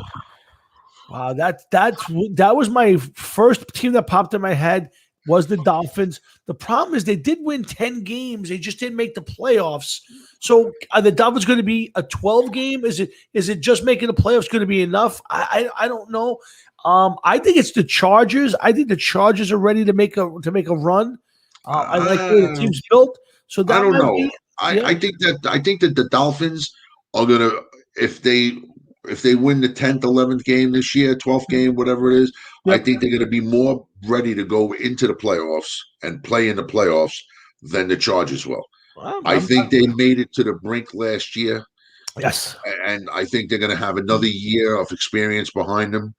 Okay. Other than with the Chargers still have to get the Chargers, to me, are a year or 2 behind the Dolphins. Let's put it that way. Okay. I get your point. And, the one thing about the Dolphins, though, I worry. The Jets are better this year. The Patriots should be much better this year. I think it's going to be that the division is going to. I think it's going to hurt itself because you're not going to be able to feast on anybody, and you're not going to come out of there with 3 wins or 5 wins in your own division. So I think it's interesting. I love your thought on it though, and again, I think the biggest surprise will be to me, the Chargers. I think the biggest letdown team, Jeff, if you want to do both, is the Steelers. To me, I think the Steelers are going to drop because of Big Ben not having a backup, and I think some holes in that defense. So, John, thank you very much, man. Love you. Yes, love you guys. Thanks, man. I think it's already common knowledge, to be honest with you, about the Steelers. To me, I'm going to go. My biggest letdown is going to be the New Orleans Saints this year. Good one. Yes, I agree with that too. Yes, a team that showed a lot of promise last year and just was never able to get the job done with Drew Brees. I can't see how anybody's going to think that this is going to be a playoff contender this year with Jameis Winston and this other kid, Tyson Hill, whatever it is. Tyson Hill. Something like that. And then the last one on my list, real quick, is the New York Jets. I'm going to go right on into the shallow end of the ice there or thin end of the ice, Yeah. and say that I think that you give them too much. I think they're a team. They haven't even met yet and did anything really, but I think that they're a team that's going to be heading in the right direction. They seem to be building slowly and surely, but it's still a year or two away from being anything serious. I think that their division improved too much, and we need Miami to drop out. Not Miami, New England to drop out, and either Buffalo or Miami is going to peak and aren't going to be able to afford some of their players within the next year or two, and that's when the Jets are going to come and squeeze through the door. Well, listen, I agree. I've said from the beginning, I think the Jets are still going to be the fourth place team in that division. I just think they'll be better. They'll sneak out a couple more wins, and they'll be better. But yeah, I still think they're the fourth place team in that division. But I just think they'll play some better games. Last year, the Jets were all god awful in a bunch of games, and I just don't feel that they will be god awful this year. They might not win games, but they'll be hanging around in a lot of them, and some of them they'll pull out. So Jeff, great points by you tonight. Really, I think right on top of things as usual. Thank you. I do want to mention Jim Fossil, former Giant coach, passing away at 71 from a heart attack this week. Jim Fossil, What happened with Jim Fossil? He just never caught on with another team. Yeah, he, part of what I was just going to say, great job by you, man. After the Giant thing, I know he wound up, I think, with the Raiders doing something, and then not the Ravens, right? Raiders. No, the Ravens. No, he also wound up with the Ravens as like an offensive consultant, and it didn't last. And Brian Billick and him were close friends, and I heard some people talking about this week because I had never heard this before that. They were talking about how there was something happened there and it kind of blackballed him, or something went on there that kept him, because Jim Fossil was a really good offensive guy, good mind offensively. Had a decent, going into his last year with the Giants, he was 56-44, 12 games over 500. Going into his last season with the Giants, and then wound up going 4-12, so he finished 60-56. So it looks a little uglier than, had he had a good season or a decent season, he would have walked away. And yeah, Jeff, I was surprised he didn't get another spot. Something happened along the way that kept Jim Fossil from getting another job in the NFL. And I've seen some guys get 2 or 3 jobs in the NFL that you just shake your head. So I don't. Yeah. Well, when you look at Adam Gase, second-time NFL head coach. Yeah. It makes you wonder. But Tom, once you get that blue smudge. Once you get that Super Bowl loss, you don't rebound. No. You don't rebound. Come on, it's like when you go to the stadium and you buy a hot dog and you get that little tray that the hot dog comes in. Yes. Right? You can never reuse that again for anything. Nothing. And Jim Fossil was like that little cardboard tray. That's what you say. Jim Fossil was a cardboard tray. A cardboard hot dog tray, man. He served his purpose, and then that's it. It's like, all right, out later. And nobody wanted to deal with the little hot dog cardboard tray again, man. Hard Rocket Sports. He's Jeff Towinski. I'm Tom Flory. We're here every Thursday night. I am the Cardinal Supreme. Yes, he is the Cardinal Supreme. I still don't know what it is. I wasn't even going to acknowledge it because I don't understand what Cardinal Supreme means. So, but I like a Taco Bell. It's my way to connect with the religious side. Gotcha. Again, congratulations to the Pika family on the birth of Carmine Albert Rudge. Congratulations to Lou and Marilyn and all the kids, Michelle, and everybody, all the family, the dad and everybody. Congratulations on Carmine's birth. Remember, Lou, make sure you buy the kid a wallet. Make sure he leaves the house with his wallet in his pocket. Happy birthday, Frankie Muley, a good friend from my days with the South Beach Panthers. Happy birthday, Frankie. And again, I heard from our former producer and our friend Nick Marino. He's doing well, has lost quite a bit of weight, and he's happy and healthy, and we wish him well. He lost weight because he's trying to lose weight? Yes. Or? Yes. Oh, really? Yes, he's lost 45 pounds, according to Nicky. So. Wow. And it's because he's trying. Because he's trying, yes. He's everything's going well. I did not speak to him. I did call him. We exchanged some texts today. He says he's doing well. He's happy, and he will reach out to us in the near future. Good. Let's see. Good to So, hear. you know what we should talk about real quick is the Julio Jones trade. I don't think we got that. I think that's something we should talk about. Yeah, I was a little more surprised by the trade than you were as far as what was given up. I thought it was a little undervalued. You seem to think that it was good. It was a good trade. Give me your thoughts on the Julio Jones trade to the Tennessee Titans. Well, Tennessee is not exactly a team that's, now a Super Bowl contender just because they got Julio Jones. I mean, yeah, they upped their stock a little bit, but I mean, they still got a long road ahead of them to me. Yeah. And I just think that this isn't a team that you want to give up some of the picks, a second rounder and a fourth rounder. Yep. Maybe the fourth rounder is okay, but at least it wasn't a first rounder. You're talking about a 32-year-old wide receiver. Sooner or later, he's just going to get some creaky knees, maybe a bad hip. And maybe he ain't going to be able to jump as much. Maybe he's going to get a little manhandled here and there by some of these younger players. Mm-hmm. I just think that he's in that gray area of what's acceptable and what's not when it comes to trading for a player like that. What do you actually, for what you're giving up, what are you getting? 2 years? You know what I mean? Yeah, probably. Yeah, it's probably exactly what you get is 2 years. And I listen, I don't think it's a game changer. I think they've gotten better. I think Julio Jones still has something left in the tank. He only played 9 games last year, but the 2 years before that, he played basically every game. So I think it's a nice trade. I would have expected them to get more for him, but I guess they knew it was a salary dump, and that was pretty much what they were getting out of it. So does it shift the power in that division? I don't know. They have another good receiver, the kid Davis. I think it's Davis. They got obviously Derrick Henry, probably the best back in football right at this moment, and Tannehill's turned his career around. So this could be a big move for them in the sense, Jeff, it gives them some veteran leadership and a guy who's been to the big stage. Yeah. So listen, we're going to find out once the season starts. I don't know, so please refresh my memory. Sure. The 9 games last year, did he sit out a few games? Was he injury? Injured. It was injured. Yeah, I believe it was a knee, but I don't think it was a surgery knee. But yeah, he only played in 9 games, I believe, last year. Have to keep an eye on that.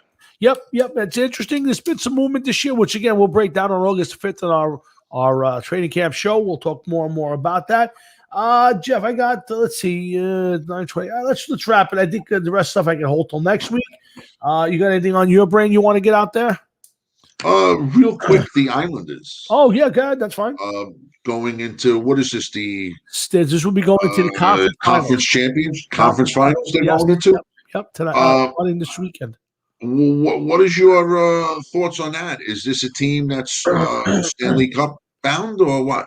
Well, I have to tell you, I watched the Bruins series. They came out, they lost game 1 and game 3, came back from a 2-1 deficit to win the series 4 games to 2. I will tell you, I was very impressed with the Islanders. They're a gritty team. Somebody called them gritty today. I thought that was a great analysis. They play well. They pick on your mistakes. But this Tampa team is tough. What is gritty though? That's one of those words for a hockey team that makes me a little nervous. They're gritty as in, well, they're just annoying enough. They're not good enough. They're gritty. They could have a little bit more to them. What does gritty mean for a hockey team to me, especially in playoffs? For me, see now, I think the Tampa Bay team is a very talented, athletic team. But I think the Islanders, they play well in the corners. They get out in front of the net. They take the body to people. They're not a dirty team that I've seen so far. They do the little things that a lot of teams don't want to do. So I call them gritty in the sense that they'll stick their face in places in front of the net. They'll go into the corners.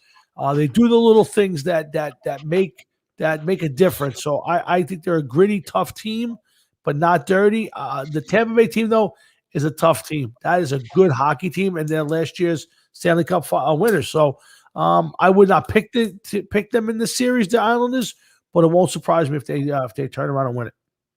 Oh, listen, let's see what happens. I mean, where are they now? Are they playing out of Long Island? They're playing out of Brooklyn? What? They're in Long Island. Yeah, I think it's at the Nassau Coliseum still. I know they were building a new stadium, a new arena in by the Belmont racetrack. I don't know if that construction is back on and running after the pandemic. I'm pretty sure it is. So I think next year they're playing over there, but for now they're in Nassau Coliseum. All right, well, let's see what happens, man, and let's wish them luck. And absolutely. Listen, I think the hockey playoffs have been pretty good. I've watched bits and pieces of a lot of games. I watched a little bit of the Island game last night, and they're a tough team, and they'll be tough out. I don't think I'd pick them. I'd probably, if I was picking it, I would take the Lightning in 6 games. But it will not shock me if the Islanders go out there and win it in 7. It would not shock me. Scared the shit out of myself in my alone. We will find out sooner or later. Absolutely, we will, and we'll be back next Thursday night. Jeff and Tom right here when we do this all over again. 2.5 hours went really quick tonight, man. Boy, the show just fucking moved tonight. Yeah, unfortunately, my Thursday night is shot as I got to go to bed soon.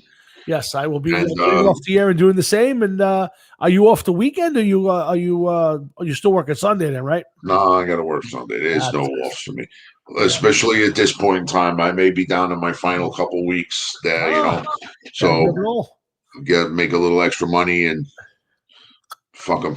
Well, listen, I as always, as your friend, I hope it works out, and I hope you get what you dream of. Because I wish you nothing but the best, and hopefully, if the Parks thing does go through, you'll have a little more time on your hands. You'll spend a little more time with the Hard Rock and Sports Show. We'll still have our fun on Thursday nights before you pick your second career, and maybe my second career will be to broadcast through the morning drive. Maybe that's it. Maybe you'll do the morning drive. I'll be driving my way off to work and listening to Jeff on the show, doing a show every morning.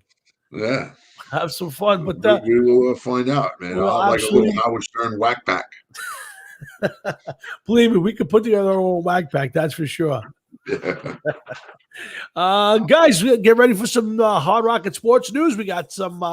The band might be getting back together. There was some rumblings today, although I think the set list wasn't quite right. But we got some movement there. We'll see how that works out. Again, next week, Danny Zielinski, he's a concert promoter. He's done thousands and thousands of concerts, some of the biggest names. We'll get him on the show next week. And our friend Sammy Lee from Red Rain will be on in the near future. And, of course, Jeff and I will be back next Thursday night to do it all over again. Thanks to Terry Leroi and everybody over at Chipster for getting Terry and his alter ego Granny on the show. So thanks for Terry for spending some time with us. Love having him on. Thanks to Morpheus, Tilly, out in New Zealand, and all of our New Zealand fans for checking us out right here at the Hard Rock and Sports Show. All the guys down at Hard Rock, RFO Records, John and Doug and everybody for setting that one up. Thank you. Thanks to my dad for checking in. Thanks for the Dr. Thumb Chaser. Jeff never disappoints us. Never. No.